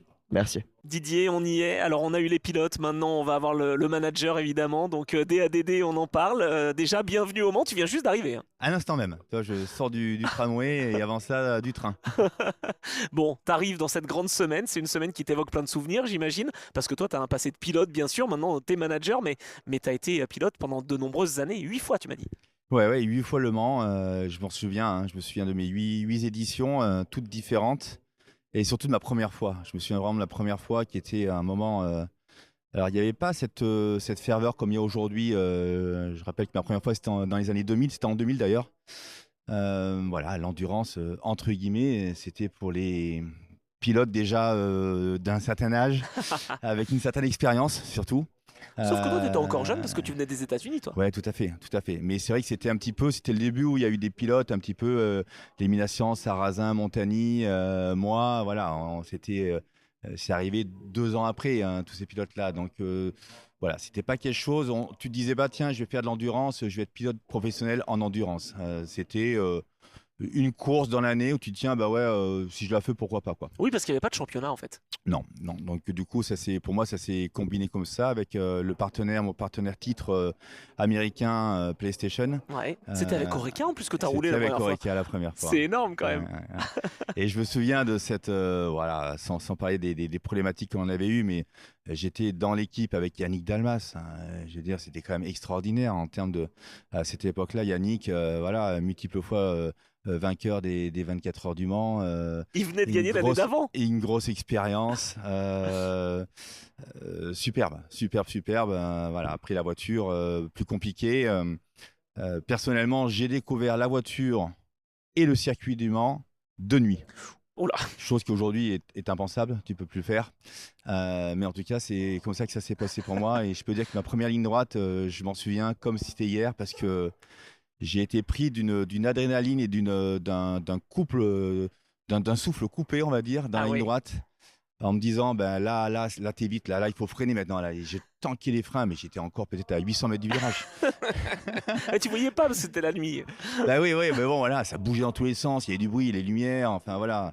Encore une fois, je pars un peu comme un vieux, mais bon, j'ai que 52 ans, mais à l'époque, il n'y avait pas de simulateur, il n'y avait pas tous ces outils qui font qu'on est formé à aller affronter tel ou tel circuit dans telle et telle condition. On découvrait tout, quoi, à l'ancienne. Oh punaise. Et en plus, voiture ouverte à ce moment-là. Toujours voiture ouverte. Alors, c'est vrai que quand je remonte des fois des photos à certains de mes pilotes, ils me disent mais comment tu faisais voiture ouverte? Je dis, mais comment ça quand je faisais? À l'époque, il n'y avait que ça. Donc, bah oui. Mais bon, voilà, c'est vrai qu'à mon époque, je me disais, mais comment les autres faisaient quand ils roulaient dans des châssis en aluminium ou tubulaire, alors que nous, on avait une coque carbone. Bon, bah voilà, c'est l'évolution du sport automobile.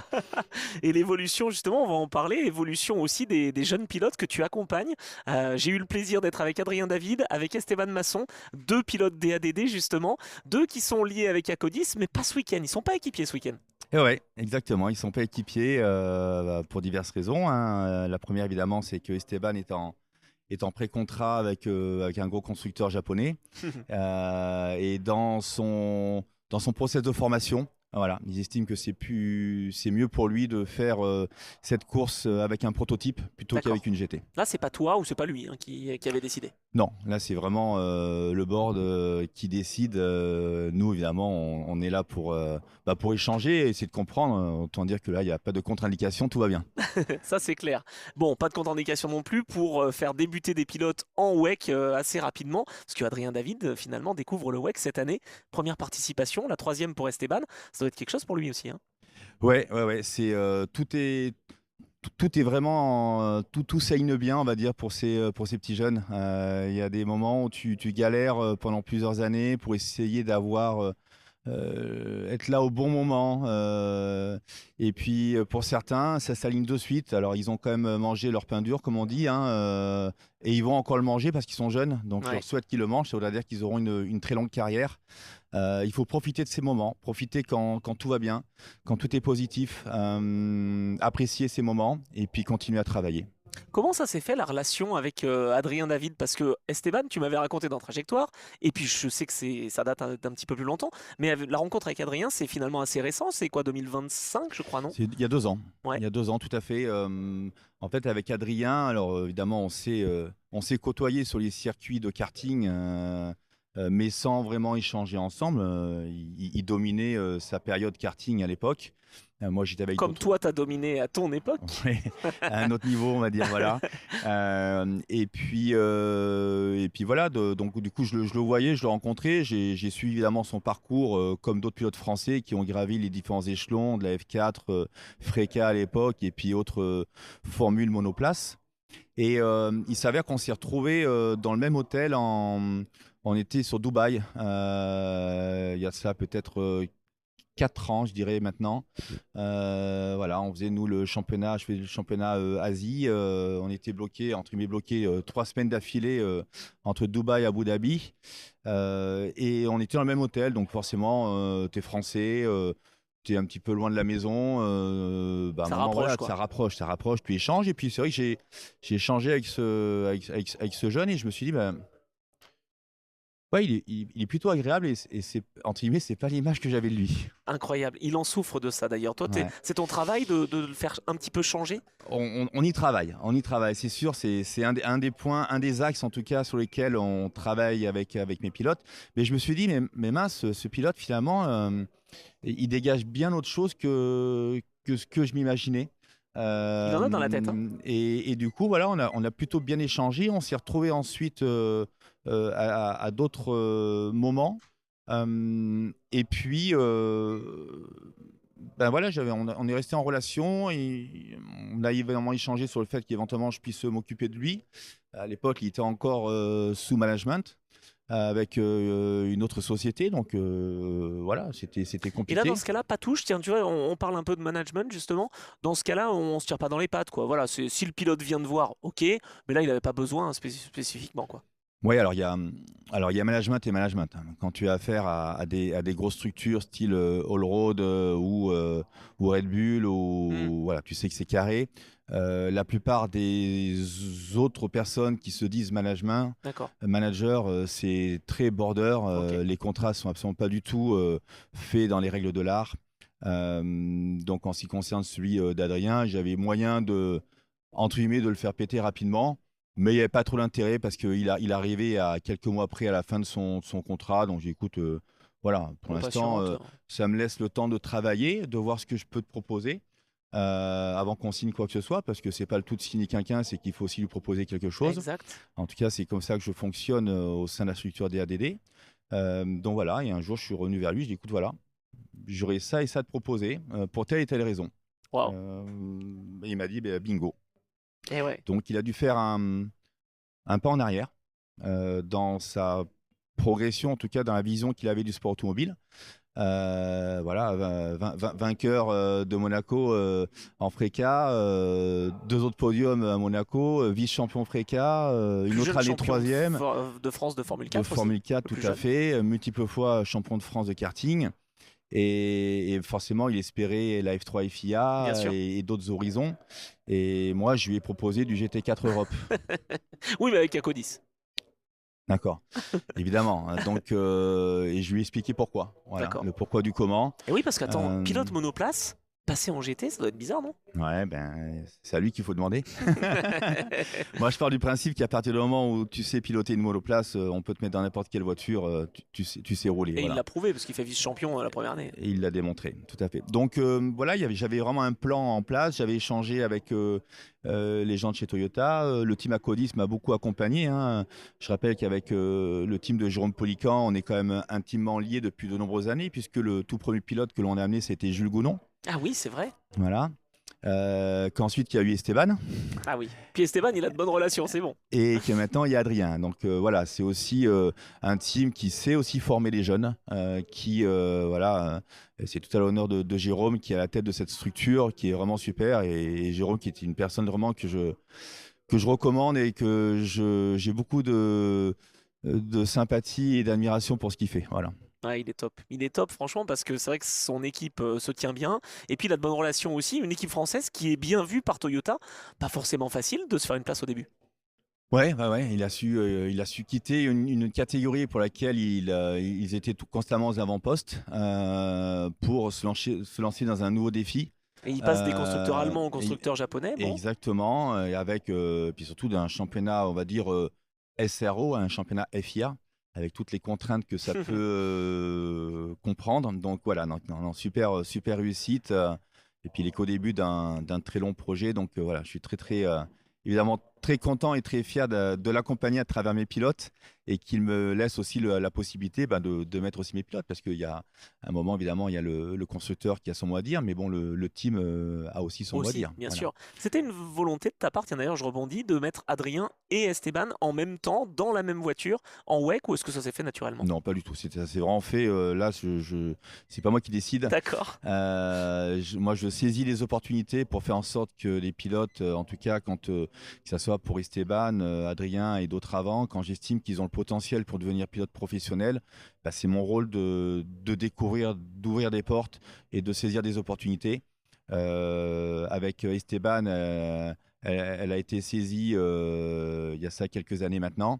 Malgré un contrat que l'on avait pour aller en F3 FIA qui n'a pas été honoré par le team pour des raisons financières. C'est souvent ça, On hein. avait signé, nous, un contrat avec un certain montant X mois avant et que forcément, il y a eu l'inflation Eh oui, eh oui. avec des pilotes qui avaient amené beaucoup plus. Donc voilà, on n'a pas pu. Alors forcément, j'avais aussi l'option d'aller en procès avec ce team-là. Bon, mais c'était pas une bonne image, Ça ni pour allait- toi, ni pour Esteban. Puis ça allait durer 5 ans ou 6 ans. Ça n'allait pas pour autant donner une opportunité à Esteban de rouler en F3 FIA. Donc voilà, je me suis dit que je suis encore jeune dans ce milieu et qu'à un moment, la roue va tourner et on sera forcément confronté à de nouvelles explications. Et voilà, chaque chose en son temps. Mais en tout cas, pour Esteban, ben voilà, c'est pour ça que je l'ai fait tester en GT. Ouais. Parce que là, c'est pareil, pour lui, c'était pas facile. Il était pilote monoplace, quoi. Il a gagné en F4 en 2021. Il fait champion de Eurocup 3. Enfin, il gagne partout où il passe, quoi. Oui, et puis aujourd'hui, ça reste encore le dernier pilote français qui a gagné le karting FFSA, la F4 FFSA, qui a regagné un titre 2 ans après en Eurocup 3. Voilà, qui a regagné, enfin, qui a pas regagné un titre, mais qui a fait vice-champion en GT3 aussi 2 ans après. C'est clair, avec Il a un Kessel. palmarès assez étoffé maintenant. Et champion en ELMS. Et champion l'année dernière en LMS, évidemment. Donc, non, c'est un très bon évidemment pilote qui a su et qui sait toujours repousser les limites et qui continue à apprendre. Voilà. Donc après, voilà, l'opportunité avec Acodis, évidemment, elle s'est faite à un moment pour Esteban. Puis après, il a fait le job sur la piste, tout clair. comme Adrien a fait le job sur la piste. Tout à fait. Si on prend le parallèle de ces deux jeunes, finalement, ils ont su délivrer la performance sur la piste qui font qu'ensuite, mon travail est beaucoup plus simple. Voilà. Ça, c'est vrai, Parce que toi, ton travail, c'est de les placer. Après, eux doivent délivrer, bien sûr. Et puis, il y a le comportement. J'en ai parlé avec Esteban. C'est vrai que pour être pilote pro, c'est pas que de savoir tourner le volant. Il faut, bien sûr, mais pas que. Pas que, c'est ce que l'on enseigne à nos jeunes pilotes à travers le karting que l'on a. Voilà, aller vite sur un tour, oui, ok, c'est bien. Aller vite sur 15 tours d'affilée, c'est mieux. Savoir gérer tout un week-end de course, c'est encore mieux. Savoir faire le dos rond à certains moments, encore mieux. Gérer la pression, avoir une bonne condition physique, être fort mentalement et puis savoir s'exprimer et gérer mettant tout ce qui est les réseaux aussi, c'est aussi C'est clair. important. Donc voilà, il y a tout un tas de paramètres que j'ai au sein de la structure. J'en ai une dizaine aujourd'hui avec des barèmes. C'est beaucoup, hein. Et du coup, on met des notes. Ah, d'accord. Voilà, on met des notes pour faire voir voilà, là où il y a encore à travailler avec certains. Et c'est vrai que voilà, pour reprendre ces pilotes que sont Esteban ou Adrien, voilà, ils sont tout le temps. Il faut les nourrir. Ils sont vraiment, il faut les nourrir. Ils supportent pas d'être au point mort, comme on dit. Donc voilà, on les nourrit à travers des programmes sportifs, on les nourrit à travers des choses qu'il faut qu'ils améliorent encore. pour devenir pilote professionnel. Hein. Ils ont 21 ans, hein. C'est tout Alors, jeune. on est d'accord, ça m'a frappé. Alors, je le savais, mais quand même, là, à l'occasion d'un podcast, tu vois, on échange. Que ce soit Adrien, qui a eu 22 ans, mais bon, il est encore très jeune, 2004, et même année pour Esteban Masson, il s'exprime comme s'il avait 40 ans. Ouais. Comment c'est possible d'avoir cette maturité-là? Et c'était pas en tout cas pour Esteban, c'était pas le cas au début. Tu vois, moi, je l'ai connu vraiment que après. Et oui, tu l'avais bien managé. Bah, disons que quand tu prends des enfants comme Esteban, on a commencé à travailler, il avait 15 ans, hein, ensemble, hein. Donc ça fait 7 ans. Il m'a raconté comment vous vous êtes Euh, rencontrés, c'est magnifique. C'est extraordinaire. Voilà, avec Adrien, j'ai pas la même proximité parce qu'on s'est rencontrés. Finalement, il était déjà entre guillemets mature. Tout à fait. Il avait déjà fait un certain parcours à côté. Aujourd'hui, on travaille d'autres points. Justement, tu parlais de son image qui a pas forcément été Ça va mieux, hein. à la hauteur de ce qu'il est réellement. Ça lui a peut-être desservi d'ailleurs, hein, dans sa montée. Parce Oui. qu'il a battu Isaac Hadjar, il a battu plein de pilotes. Oui, ça l'a clairement desservi. Et encore aujourd'hui, quand je parle avec certaines personnes, je dois non pas me battre, mais justifier du fait que finalement, c'est pas ce que l'on croit. D'accord. Tu vois, comme quoi. Mm. Une image, c'est difficile à construire, pardon, mais facile à écorner, hein. Très facile à plomber. Punaise, ça c'est ton rôle de les accompagner, évidemment. Ça fait partie d'un de mes rôles. Les placer et Multiple. les accompagner. Ouais, non, c'est clair. Mais alors, ce que je vois de la différence de ce que j'ai pu entendre à travers les 2 interviews que j'ai eues avec eux et les 2 entretiens, c'est qu'Esteban est vraiment avec Toyota. C'est la famille, quoi. C'est le premier pilote qui n'est pas japonais à être vraiment pris sous l'aile de Toyota. Pour Adrien, je sens qu'il y a peut-être une possibilité. Alors, est-ce que toi, tu vas me le confirmer, mais qu'il puisse aller en hypercar avec un autre constructeur si une opportunité se présente. Bah, disons qu'aujourd'hui, Toyota a vraiment investi sur Esteban Ouais. depuis ces 2 dernières années. J'ai très bonne relation encore une fois avec ce constructeur, très bonne relation avec certaines personnes qui sont à l'intérieur et que j'ai côtoyées à l'époque où j'étais pilote Eh aussi. oui, d'où l'importance quand même d'avoir été anciennement pilote et que du coup tu es ta société. Bah, disons d'avoir été pilote et surtout je pense d'avoir euh, toujours été entre guillemets humble et travailleur. Enfin voilà, c'est mon image. Ouais, je comprends. Donc il y a un moment, tout se paye. Si entre guillemets j'avais été en dehors des clous, aujourd'hui les portes ne s'ouvriraient pas comme elles s'ouvrent. Voilà. Et c'est vrai que ça soit chez WRT avec Kurt ou Vincent Voss qui était mon équipier au Mans ici je sais plus, en 2007 ou 2008. C'est vrai que tu as fait ça aussi. Que ça soit voilà, avec un Nico Lapierre, que ça soit avec un Nico Minassian avec qui on a fait nos preuves en karting ensemble, que ça soit avec... Voilà, aujourd'hui, il y a sur la moitié des teams aujourd'hui en hypercar ou en GT3 se sont entrumés des copains qui ont aussi réussi Bien sûr. après leur carrière sportive. Et aujourd'hui, bah forcément, ils savent que je ne leur raconte pas la messe. Ils ne me la racontent pas non plus. Eh oui. Donc, c'est un discours qui est assez honnête. Et c'est vrai que voilà, quand je leur soumets, on parle d'Adrien et d'Esteban, mais quand je leur soumets un nom d'un jeune qui va arriver, ils sont très à l'écoute. Bien sûr. Luciano Morano, tiens d'ailleurs récemment a intégré aussi un beau programme. Tout à fait. Non, c'est important justement, mais comment tu arrives à gérer? Alors, tu as 2 ambassadeurs, je dirais, peut-être qui sortent un peu du lot, avec Adrien et Esteban, mais quand même, les autres pilotes, justement, faut aussi les manager, les gérer. C'est pas simple. Tu as aussi plein de pilotes en route tout le monde, là. Il y en a aussi certains, en effet. En fait, j'avais eu, on va dire, tu sais, que mon après-carrière, finalement, je l'ai pas décidé, hein. Ça s'est fait entre guillemets par hasard. J'étais en relation avec une personne qui s'appelle Claude, d'ailleurs qui se reconnaîtra, c'est lui qui m'a dit, bah, Didier, la fédération vient de créer un nouveau diplôme, le DEGEPS, il faut que tu passes ce diplôme, il faut être diplômé, voilà, on ne sait jamais dans ce que tu vas faire, c'est quand même bien. Donc c'est lui qui m'a forcé à retourner à l'école à 34 ans, quoi. Parce que ce diplôme-là ne se passait que au Mans et encore aujourd'hui il ne se passe que au Mans. Oui, c'est pas le BPGEPS, hein, Non, c'est c'est le le DE. DEGEPS. Voilà. Et du coup, bah voilà, de Lyon, il fallait que je prenne le train le dimanche soir. J'arrivais à 21h au Mans. Je faisais ma semaine ici. À l'époque, j'étais jeune marié, j'avais un enfant en bas âge. Voilà, ça a duré 2 ans entre guillemets parce que j'ai passé la mention circuit et la mention karting.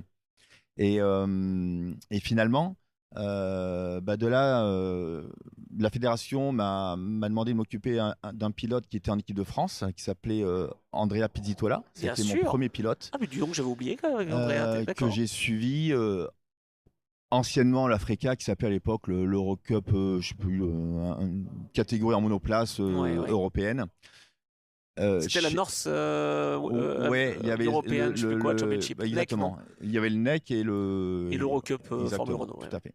Et il me retrouve chez Thibaut de Mirandol. Ah, chez Race, ok. Donc voilà. Et dans le team, les deux autres pilotes étaient Pierre Gasly, qui était suivi par Mathieu Zangarelli, Oui. qui lui aussi était jeune diplômé. Donc, Ancien pilote aussi. voilà. Et Nick De Vries. Non. C'est énorme. Parce que la Nick De Vries est chez Toyota, évidemment, et qu'Esteban aussi. Donc voilà, c'est comme ça que ça a commencé. Et attends, et Pierre Gasly est chez Alpine, et que Adrien David a été chez Alpine aussi. Ouais, après, C'est énorme. c'est un peu comme les chiffres, tu peux leur faire ce que tu veux. Oui, d'accord. Bon, moi, ça me plaît bien de dire ça. Donc voilà, c'était le début avec Andrea. Et puis C'est toi qui l'amène au Mans avec Algarve ou pas? Non, D'accord, non, Ok. c'est pas moi. d'accord. Et en fait, j'ai eu l'envie de transmettre. Et je pense que ça vient vraiment du Mans. Ça vient de mes dernières années, notamment au Mans, où j'avais un rôle, que ce soit chez Signatech, avec Pierre Rague, notre nouveau Eh oui, président. Monsieur le président. entre autres, chez Philippe Sino. Donc c'est là aussi où on s'est revu avec Philippe, parce qu'il me suivait à l'époque du karting. J'ai oui. roulé contre lui à l'époque de la Formule 3. Waouh. Enfin bon, voilà, il y a tout un historique. Mais c'est vrai que cette envie de transmettre, elle m'est venue du Mans, où finalement on est, c'est ce que j'explique aussi à Adrien et à Esteban, on se fout de savoir qui va aller plus vite. Il faut que l'équipe aille à l'avant. Donc à un moment, on a tous un rôle. On n'est pas tous pareils. Certains sont plus forts que d'autres à certains moments. On va utiliser les forces des uns et des autres pour faire en sorte que sur la course des 24 heures, finalement, on ait optimisé Eh oui. le maximum. C'est bien de voir ça comme ça, mais c'est pas facile de façon égotique, j'allais dire. Les égos des pilotes sont quand même relativement grands. Et d'autant plus avec des jeunes qui sortent de la monoplace. Oui, alors ça, par contre, je suis assez bluffé. Les deux ont ce parcours-là et se sont bien adaptés. En fait, ils ont fait monoplace. Donc là, c'est vraiment, comme tu disais, une vraie école, quoi, hein, voilà, pour savoir piloter. Et puis ensuite, savoir s'adapter, que ce soit en GT ou en proto, pas facile. Hein. S'adapter à la voiture, c'est pas un problème. C'est surtout la mentalité d'accompagner et d'accepter finalement que le petit copain, ben lui, il va rouler sans essence avec des pneus neufs. Du coup, il va rouler plus vite que toi. Tu vois, alors que et par rapport et toi, ben, ça te touche un peu parce que tu dis mais mince, mais moi, je suis aussi vite que lui. Eh oui, mais Et ça puis se voit pas sur les finalement, chronos. mais Ouais. ça se voit aussi, ça se voit sur les chronos, mais les gens ne savent pas que finalement à un moment, ben, toi, tu avais un rôle un peu plus ingrat. Parce que ben, comme tu gères très bien les pneus, tu as fait un double relais ou un triple relais avec les mêmes pneus, alors que l'autre, on lui a mis balle neuve. Quoi, tu Eh vois. oui.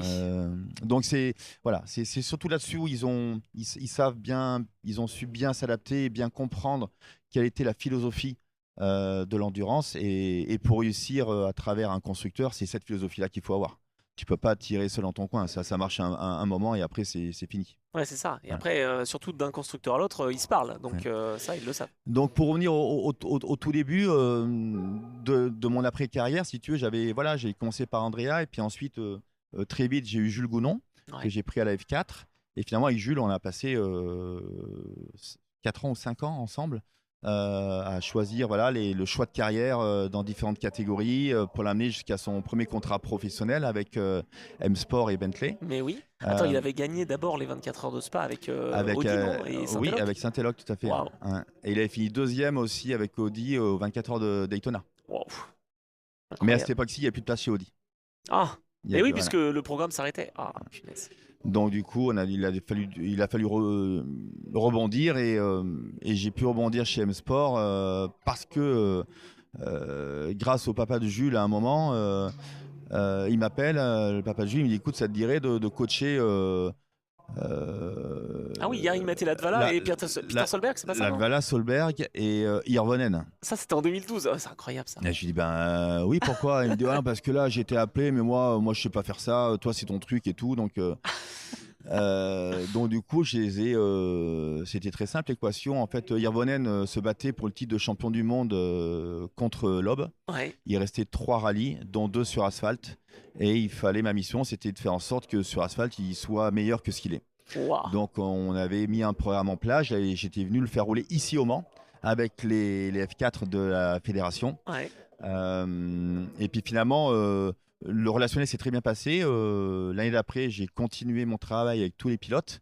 C'est là où tu vois qu'un champion reste un champion. Hein. Je me souviens, Peter Solberg, il était attentif à ce que je disais, les conseils que je pouvais lui donner. Et à côté, je me souviens, j'avais un autre jeune qui faisait la F4 qui remettait en question les conseils que je lui donnais. Toi. Donc tu dis, ben voilà, il y en a un qui est double champion du monde et l'autre qui deviendra jamais champion du monde. Ah là là, c'est Voilà. dingue. Et ça, tu le vois assez rapidement en fait quand tu rencontres les pilotes, tu te dis ok, là ceux qui ont le potentiel et ceux qui ne l'ont pas. Oui, parce qu'en dehors du potentiel, c'est aussi cette faculté, cette volonté de vouloir apprendre. Un coup de volant, ouais, il y en a plein qui ont des coups de volant, mais après, c'est pas suffisant, on leur demande d'autres choses. Et il y a ceux qui se reposent sur leur laurier en disant bah non, mais c'est bon, moi je mise tout sur mon talent naturel.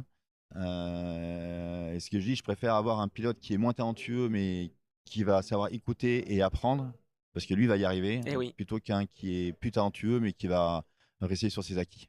Bah, c'est un peu, t'as du Kimi Raikkonen d'un côté et t'as du Lewis Hamilton de l'autre, quoi, entre guillemets. Voilà, j'exagère, mais. Et donc voilà, et à cette époque, voilà, avec Jules, donc Jules, ça a été notre aventure s'est arrêtée malheureusement là. Mhm. Voilà, j'étais pas structuré comme je suis aujourd'hui. On n'a pas eu en tout cas, on s'est pas entendu sur la suite Je comprends. de venir. Donc du coup, je suis reparti entre guillemets à zéro, et c'est là où je suis reparti avec Esteban. Ah, c'est incroyable. Mais attends, mais tu vois, quand j'entends ça, je me dis, mais c'est comme Adrien David. Faut savoir à des moments se réinventer, quoi. Donc ça a été dur, hein. Ça a été dur parce que j'avais fait beaucoup d'efforts. Voilà, Bien on va sûr. pas rentrer dans le Non, non, détail mais je comprends. de Ok. ce qu'il en était. C'est pas juste du management. Hein. Je sais plus qu'est-ce qu'il me demandait, mais ce que tu fais, c'est pas non, c'est pas juste du management. J'ai une chambre d'amis à la maison, c'est une chambre pour les pilotes. Ah Je veux dire, ouais. les pilotes, ils ont vu mes enfants grandir. Ma femme, elle avait leur linge, leur a fait à manger. Je veux dire, tous les coups durs qu'ils ont pu avoir, Toi, t'es là, je et suis t'es là. psychologue, Voilà, t'accompagnes. c'est pas Ouais. juste, dit tiens, ben voilà, tu vas rouler en telle équipe et puis je viens sur le circuit avec mon badge et je souris à tout le monde. C'est bien plus que ça. Donc c'est vrai qu'aujourd'hui, le mot dad, finalement, il prend toute son J'aime ampleur. bien. Parce DADD, que c'est date, ouais, c'est on ça. gère tout, C'est le on papa. gère, ouais, quand je dis je gère tout, ça serait plus au papa d'expliquer plutôt qu'à moi. Mais du coup, voilà, ce que je pensais développer ensuite avec Jules qui était arrivé, bah, finalement, j'ai pas pu le faire. Je Du coup, comprends. je suis retombé, donc du coup, j'ai refait, je suis reparti de zéro avec Esteban. Et voilà, et 6 ans après, c'est vrai que je bénéficie du travail qui a été fait, de son travail à lui Tout à fait. aussi, associé à avec Adrien qui est arrivé. Donc ça fait un double effet qui se coule. Et en effet, ben là, de nouveau, on va dire que mon travail est un peu plus mis en lumière. Avec aussi, comme tu as dit, un Luciano Tout Morano à fait. et puis plein d'autres pilotes. Charles Roussan aussi que tu as récupéré. Charles, avec, puis voilà, il y en a, on va pas Non, non mais ce qui plus est bien, tous c'est les qu'ils sont un citer, petit peu mais partout, tu vois, ils parce que tu sont as de la Porsche Cup, tu as également de la LMP3, enfin, tu as un petit peu de tout. aujourd'hui, je suis, c'est ce que j'ai expliqué il y a cela un petit mois à Frédéric Vasseur. Je lui disais dans mon rôle, parce que mon rôle aujourd'hui, évidemment, je forme les pilotes, mais je ne fais pas que les former, on les accompagne aussi, on Bien les sûr. accompagne financièrement, Bien sûr. avec des partenaires qui sont derrière. Le parcours que j'ai réussi, en tout cas que nous avons réussi à faire avec Esteban, aujourd'hui, je ne peux plus le faire. Ah Ça ouais. coûte trop d'argent. Ouf. Je ne peux plus le faire à travers Attends, en la l'espace de monoplace. 5 ans, Ouais. ah, ok, il y a eu Ouais. trop d'inflation. Ouais, trop. Impossible, impossible. Quand c'était des budgets qui étaient déjà beaucoup d'argent à l'époque, hein, pour faire l'Africa, voilà, mais on était sur des budgets de 350 000, l'Eurocup 3 un peu moins de 300 000, c'était beaucoup d'argent. C'était déjà pas cher, mais parce que j'avais un pilote qui savait tourner le volant Tout à fait. par rapport T'arrives à mieux voilà. négocier dans ce cas-là. Mais aujourd'hui, ces mêmes budgets, on est fois 2,5, Pouah, voire fois 3 même. ouais. Impossible. Et alors en endurance, ça prend un petit peu aussi, mais c'est un peu plus possible. Ouais, alors donc du coup, pour continuer mon petit monologue, c'est que j'ai dû aller vers d'autres catégories pour continuer à former mes pilotes. les former, il faut qu'ils fassent des courses. Eh oui. Pour qu'ils apprennent de leurs erreurs, il faut qu'ils fassent des départs, des dépassements, qu'ils gèrent un week-end de course, que ce soit en Porsche Cup, en midget ou ailleurs. Finalement, nous à côté, on continue à travailler la technique, que ce soit avec mes outils que j'ai, ma piste de karting, mes monoplaces que j'ai en déplaçant mes équipes. Voilà, on continue à les former, mais aujourd'hui, je me suis tourné vers d'autres, on va dire, catégories. Ouais. Mais qui sont formatrices aussi, parce que tu vois, quand on parle de la Michelin Le Mans Cup, c'est très bien aussi. Voilà. Mais parce que je ne peux plus continuer ma formation à travers la monoplace, sauf la F4 française, qui D'accord. reste le seul échelon encore accessible. Et vraiment, les gens ne se rendent pas compte, mais la chance que l'on peut avoir d'avoir ce genre de structure chez nous en France, avec tout cet enseignement. Exact. Voilà, moi je le vois, j'ai encore 2 jeunes qui roulent. T'as qui déjà cette année? Hugo Erwin Oui. et Thomas Sénéclose. Ah oui. Voilà. Très bien. Je le vois, mais du coup, aujourd'hui, je suis engagé en F4 française, en midget, en Porsche Cup, en McLaren Trophy, en LMP3, que ce soit en Road to Le Mans et ou en ELMS, en LMP2, en WEC. T'es un peu partout, dis donc. Et aussi beaucoup en GT World Challenge. Eh oui. De toute façon, il faut arroser un petit peu large, justement, pour permettre aussi d'avoir des opportunités et de rester finalement, parce que ton rôle, c'est aussi d'être dans le paddock, de rester au cœur de l'action. Oui, je disais, un de mes travails lorsque je suis sur un week-end de course, c'est un travail de commerce. Je suis commercial.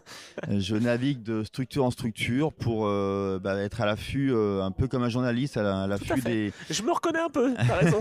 des différentes options, opportunités qu'il pourrait y avoir. Toujours faire voir qu'on est là, qu'on est présent.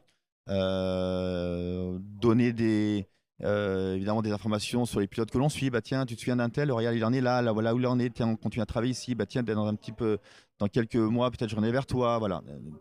Et finalement, c'est un travail de tout temps.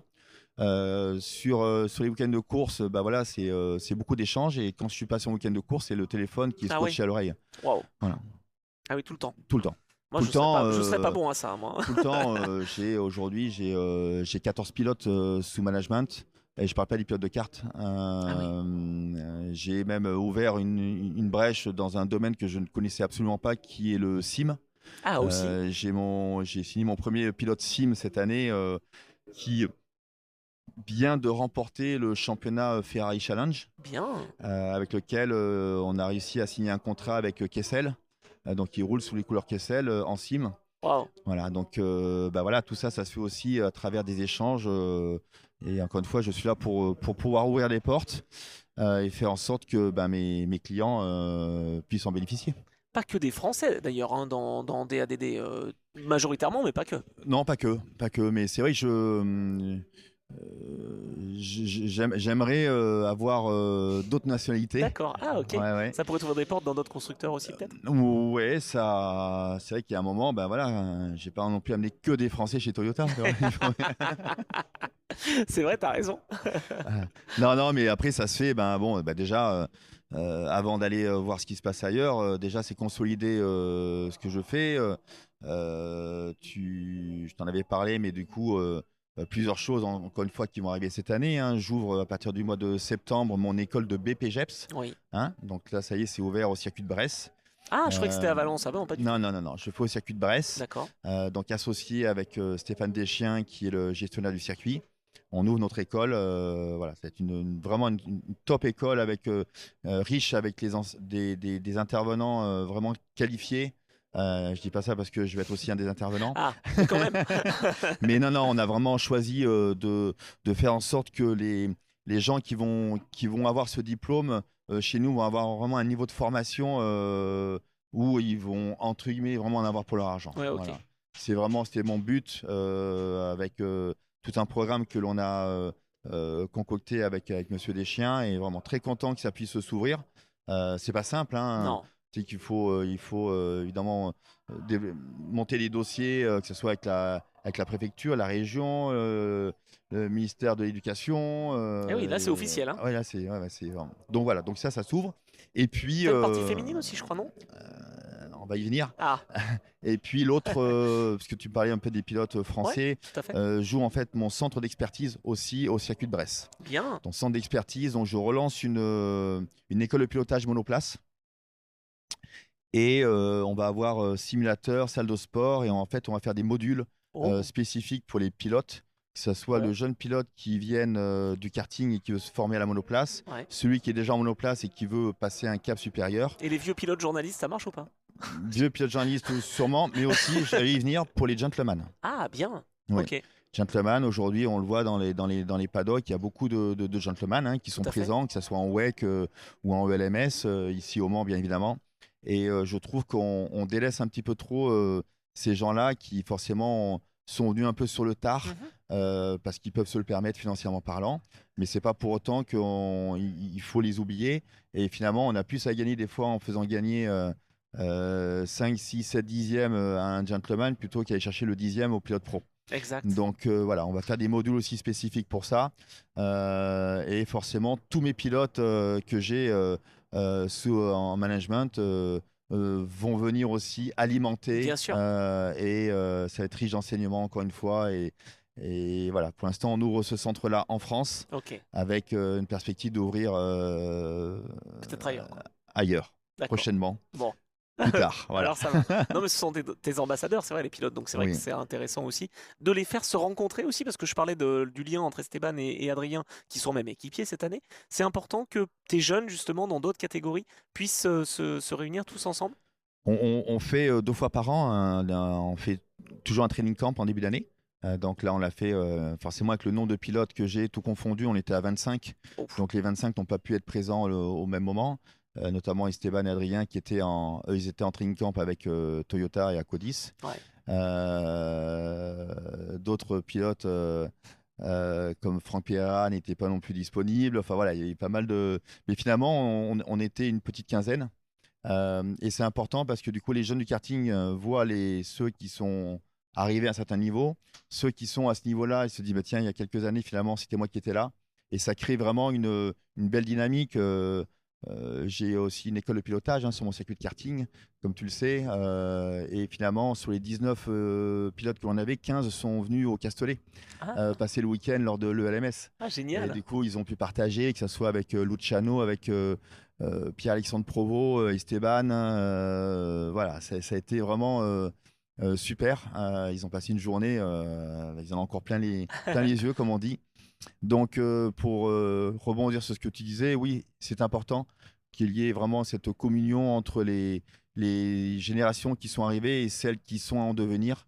Et finalement, ils jouent tous le jeu. Adrien fait du coaching pour mes petits jeunes en karting, Bien. au même titre qu'un Charles Roussan. Esteban, c'est un peu plus compliqué par son programme. Eh oui, il est très pris. Mais voilà, donc en fait, ils viennent aider. Lorsque je peux pas me déplacer, c'est Adrien pareil, qui me remplace sur les courses de Formule 4 pour accompagner mes deux pilotes. Pareil pour d'autres disciplines. Donc en fait, je fais travailler entre guillemets, les uns les autres en interne Ah ouais. et ça crée une belle dynamique. Ouais, Je l'émulation. suis assez content. Je suis assez content. J'ai vraiment l'impression de faire un petit peu ce que nos parents nous ont appris avec nos. Nous, on est une fratrie de 3 frères, plus cousins, cousines. Finalement, on se retrouve tous à chaque fois, on est tous ensemble. Et finalement, voilà, ça crée un peu cette dynamique-là. C'est génial. Et ton frère roule même chez Acodis. Oui. Aussi, il paraît. Et je ne l'ai même pas compté dans mes pilotes que je manageais. Oui, c'est cadeau. Allez, allez. Non, et pour revenir à Jérôme, c'est. Alors bon, voilà, hein, on a encore un petit peu de temps, mais c'est Jérôme qui a commencé le karting. Jérôme a 4 ans de plus que moi, c'est lui qui a commencé le karting. Du coup, moi j'en ai fait aussi après. Il avait un super coup de volant. Il avait fait à l'époque ce qu'on appelle le volant Winfield. Oui, bien sûr. Voilà, il s'est arrêté en demi-finale à l'époque où c'est Stéphane Ortelli qui avait gagné. Mais parce que lui, il était déjà. Il savait que le sport automobile, dans tous les cas, il ne pourrait pas en faire carrière. D'accord. Il était plus axé sur l'entreprise. Et c'est lui finalement qui, à un moment, a décidé d'arrêter de rouler pour m'accompagner et m'aider à faire les meilleurs choix possibles à travers le karting. Et c'est là où j'ai eu mes mes différents titres de champion de France, vice-champion d'Europe et ainsi de suite. Voilà. Ah ouais, ah c'est intéressant. Et si tu veux, aujourd'hui avec Jérôme, voilà, c'est juste qu'il souhaiterait faire le Mans classique. Et en fait, il faut avoir une licence. Ah, Et pour avoir une licence, il faut quelques justifier courses, d'un quoi. certain nombre de départs. Voilà. D'accord. Donc, l'un dans l'autre, voilà comment ça s'est fait. Pas mal, effectivement. Bon, et là, en parlant de départ, alors c'est bientôt le début de cette grande semaine parce que, bon, tes pilotes sont déjà là depuis quasiment 4 jours. ouais, 4-5 jours. Donc bon, ils connaissent. Esteban, c'est la 3e participation à laquelle il va participer, donc justement aux 24 heures. Première pour Adrien, est-ce que tu as des conseils particuliers pour lui? Comment est-ce que tu les fais travailler ensemble? Alors Esteban m'a dit qu'il prenait quand même un petit peu de temps pour aller voir à Codis et un peu Adrien. Bon, après, il est quand même concentré sur sa performance aussi. Alors, la semaine du vent, elle est très éprouvante. D'accord, il y a beaucoup de sollicitations. Tu piétines tout le temps. Finalement, si tu ne gères pas très bien cette semaine, tu arrives le samedi au départ des 24 heures, tu es déjà épuisé. Ah oui. Mentalement, physiquement. Donc voilà, donc ça, c'était déjà le conseil que j'avais donné à Esteban il y a 2 ans. Et aujourd'hui, mon rôle, il est aussi toujours de les alerter là-dessus. Parce que forcément, on a envie de dire oui à tout le monde, on a envie d'aller à gauche, à droite, on a envie de... Ben moi, je dis, le plus important, c'est la course. Exact. D'accord. Le reste, on va gérer du mieux possible. Et les gens ne se rendent pas forcément compte. Mais quand on parle de la course du Mans, les gars, ils sont levés depuis 6 h du matin. Hein. Et la course, elle débute à 16 h. Ouais, c'est clair. Tu vois, donc finalement, c'est une course de 24 heures, mais les organismes, puis c'est valable aussi pour tout ce qui est les mécaniciens et tout le staff. D'accord. Là, cette semaine, elle est vraiment très éprouvante. Donc là, bah, forcément, demain, on rentre dans le vif du sujet avec les premiers roulages. Déjà, ça va être, on va respirer un peu. Le vendredi, c'est un peu la journée off. Certains pilotes dorment sur le circuit. Tu sais très bien comme moi que bah voilà, il y a du bruit de partout, Bah des oui. feux d'artifice, des trucs, des machins. Donc C'est clair. c'est pas du vrai repos. Donc voilà, on a un protocole en place avec aussi les équipes pour que à tout moment ils puissent se reposer. C'est vrai qu'aujourd'hui les teams sont très bien structurés. Oui. Je te parle de mes premières 24 heures du Mans. C'était pas la même. Bah, c'était pas pareil. C'était pas pareil. Et pourtant c'était bien. J'étais quand même dans un team On top. est d'accord, J'étais chez Oreca. c'est sûr. J'étais un des mieux, on va dire, lotis. Mais j'ai eu fait certaines années où c'était un peu rock'n'roll quand même. Oui, on Voilà. imagine. Donc voilà, donc très important de vraiment se ménager pour pouvoir ensuite et ben voilà, déployer la performance qu'il faut durant la course. Mais ouais, c'est extrêmement important. Et puis ça a pris vraiment beaucoup d'ampleur. C'est une course qui était évidemment connue déjà à l'époque mondialement, mais aujourd'hui, voilà, elle fait partie du championnat du monde, d'un championnat du monde FIA d'endurance. On le voit, hein, l'affluence, le nombre C'est de clair. personnes, c'est incroyable. Alors ce qui est bien, c'est que ça reste quand même populaire. C'est ce que j'aime. Hein. Je me suis encore fait la réflexion l'année dernière. J'aime toujours aller à un moment manger une petite gaufre C'est bien. dans village. le village, tu vois, assez tôt dans la journée ou tard dans la nuit. Voilà, j'aime bien ces moments-là. Et c'est vrai que moi, j'ai découvert finalement les 24 heures du Mans en tant que spectateur, qu'il y a 3 ans, c'est tout. Ah, c'est dingue. Avant ça, une fois que je lui ai arrêté de rouler, j'étais jamais revenu au Mans. Eh oui. C'est que quand Esteban a fait ses premières 24 heures, je me suis retrouvé dans la peau d'un spectateur. Et là, j'ai été coaché par mon petit frère qui à l'époque était mon supporter numéro 1, qui est tout le temps, et qui m'a dit attends, mais il faut que tu fasses ça, attention, tu vas ici. C'est génial. Voilà, donc c'était La transmission. la transmission, exactement. Voilà. Ah, j'aime bien, j'aime bien. Donc voilà, moi aujourd'hui, encore une fois, le village, il est pas ce que c'était à l'époque, hein, mais Ah ouais. Ah, c'est bien organisé, il y a des fan zones et tout. c'est super. C'est super bien organisé, c'est vraiment plaisant. Et puis on voit cette ferveur populaire. Voilà, il faut que ça reste comme ça reste le Mans. Bien sûr. C'est super, c'est très Mais bien. par contre, tes pilotes ne le voient pas, ça, tout Non. ça. Ils l'ont normalement, un non, peu à hein. la parade. Parce que si Oui. tu commences à les croiser à 2h du matin en train de se manger une crêpe au Grand Marnier, ça va pas le faire. Non, Hein. ça va pas le faire. Non, c'est clair, c'est clair. Mais en tout cas, j'ai l'impression qu'ils sont assez câblés les deux là, dont on a parlé hein, évidemment, Adrien et Esteban, et que ouais, ça va être une belle édition. Normalement, ça devrait être pas mal. Voilà, bon, l'avantage c'est que j'ai pas mis tous mes œufs dans le même panier. Donc voilà, évidemment, ils sont dans 2 super structures. Les 2 voitures sont très performantes. Voilà, après, Après, nul doute qu'ils seront aux avant-postes. Maintenant, est-ce que ça durera 24 heures ou pas, avec tout ce que cette course peut réservé. peut ne pas prédire, voilà. On verra ça. Mais en tout cas, ils sont évidemment très très contents. Moi, je suis très satisfait aussi de les voir évoluer. Et voilà, autant Esteban, en effet, ça sera sa troisième participation. Pour Adrien, c'est une première. Voilà, plein de choses à découvrir aussi. J'ai l'impression qu'il est plutôt serein. Oui, encore une fois, ils sont des jeunes qui sont très mûrs, hein. Ils ont une maturité. Ils sont habitués déjà à voyager dans le monde entier, et ce depuis déjà le plus jeune âge. Attends, Esteban est même né au Canada. Donc... Ouais. À Montréal. Bon, Adrien un peu moins, mais par contre il a vécu à l'étranger. Enfin voilà, donc c'est vrai que ça leur fait pas peur. Ça. Non, mais et puis encore une fois, voilà, il y a quand même beaucoup de gens mettant autour, prêts justement à accompagner tous les pilotes du mieux possible. Et puis il y a beaucoup d'enjeux, hein, puisqu'il y a une certaine époque aussi, donc il faut délivrer la performance. C'est vrai qu'une fois qu'on est au Mans, ensuite c'est un petit peu le tournant du mercato, on va dire, le Mans. Hein. C'est vrai, ah ouais. Voilà, il y a ça toi, aussi. C'est un moment clé aussi, même pour toi, pour les contrats, etc., avec des équipes. Oui. Commencer à préparer les bases pour disons l'année prochaine. ça fait déjà 3-4 mois qu'on échange, qu'on parle, qu'on se voit. Forcément, dès qu'il y a après chaque course, forcément, il y a un petit débrief sur les performances des pilotes, qui vont plutôt dans le bon sens, hein, parce que si on prend Esteban, ça a fait sur deux qualifications, il fait deuxième et une pole, et la même chose pour Adrien, dans 2 catégories différentes. Donc plutôt bien. Après, on a vu que ça s'est pas forcément concrétisé non plus par des victoires. Il y en a eu qu'une pour Esteban, et puis fiabilité. Hein. Et puis voilà, deux DNF pour Lolo, Esteban et Adrien. Donc et en plus de ça, c'est des choses, on va dire des casques qui sont bêtes, on va dire, plutôt électroniques. Voilà, c'est pas une transmission, c'est pas un embrayage, c'est pas un moteur, c'est pas une boîte de vitesse. Voilà, c'est des petites choses qui font que on verra ce qu'il en est sur cette course.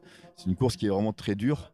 Course de 24 heures, dans tous les cas, c'est jamais simple. Ouais, c'est clair. Mais écoute, on va évidemment suivre ça de très près. Je serai présent à chaque moment.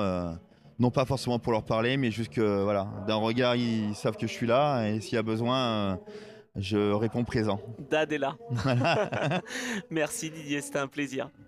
Écoute, plaisir partagé. Toujours agréable d'échanger sur notre passion, parce que c'est aujourd'hui la moitié de l'année je suis en dehors de la maison, c'est parce que c'est une passion. Après ça reste un business bien évidemment, mais s'il n'y a pas cette passion, je ne ferai pas ça. Voilà. Oui, on est d'accord. Bon, on profite bien de cette semaine en tout cas. Merci, à très vite. Voilà, c'en est tout pour cet épisode. J'espère qu'il vous a plu. En tout cas, sur les commentaires, vous êtes de plus en plus nombreux et je vous remercie. Et on vous remercie avec Geoffroy, bien évidemment.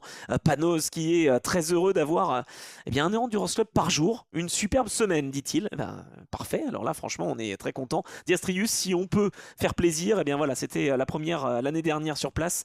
Cette fois-ci, il n'est pas là. Mais heureusement, il y a l'Endurance Club et une série de podcasts qui fait plaisir. Merci aussi. Ça fait plaisir, Diastrius. Et puis Tony Repoussard, évidemment, qui nous a fait un petit mot gentil. On l'a cité évidemment à l'issue de la journée test parce que c'est lui, donc le vidéaste que l'on a évoqué et qui a parfaitement immortalisé ce petit contact entre la Toyota donc de Ryo Hirakawa et la voiture de chez Algarve Pro Racing de Jack Hughes. Vincent Pélisson qui nous a rappelé que Stéphane Sarrazin, c'était en 3.18 qu'il roulait avec la Peugeot 908. Ça roulait vite quand même. Valentin qui est prêt à une rencontre en vrai, tant mieux. Ça sera samedi matin, je vous le dis. La rencontre donc avec l'Endurance Club et toute l'équipe facile donc d'organiser ça. On va voir à quelle heure c'est le mieux. Merci à Dave Murray également qui est très très heureux de ce contenu. Eric, Mathéo aussi, merci pour le soutien. Adrien, Fabien, Benji, Thomas, Christiane aussi qui est là. Christian, Saido et puis Jacques aussi bien sûr. Merci à vous de votre soutien. Merci Philippe, Guillaume également. Merci Apex Predator, Cross Crusader également. Nathan, Benou, Jallier, Fabien. Alors Jallier qui nous dit mais je ne sais pas où trouver le Discord. Est-ce que quelqu'un peut me passer le lien? Je pense que ce sera le Discord que j'ai déjà créé. Donc je vous le mettrai en commentaire de cet épisode. Et on va essayer de le remodeler un peu style Endurance Club, voilà, tout simplement.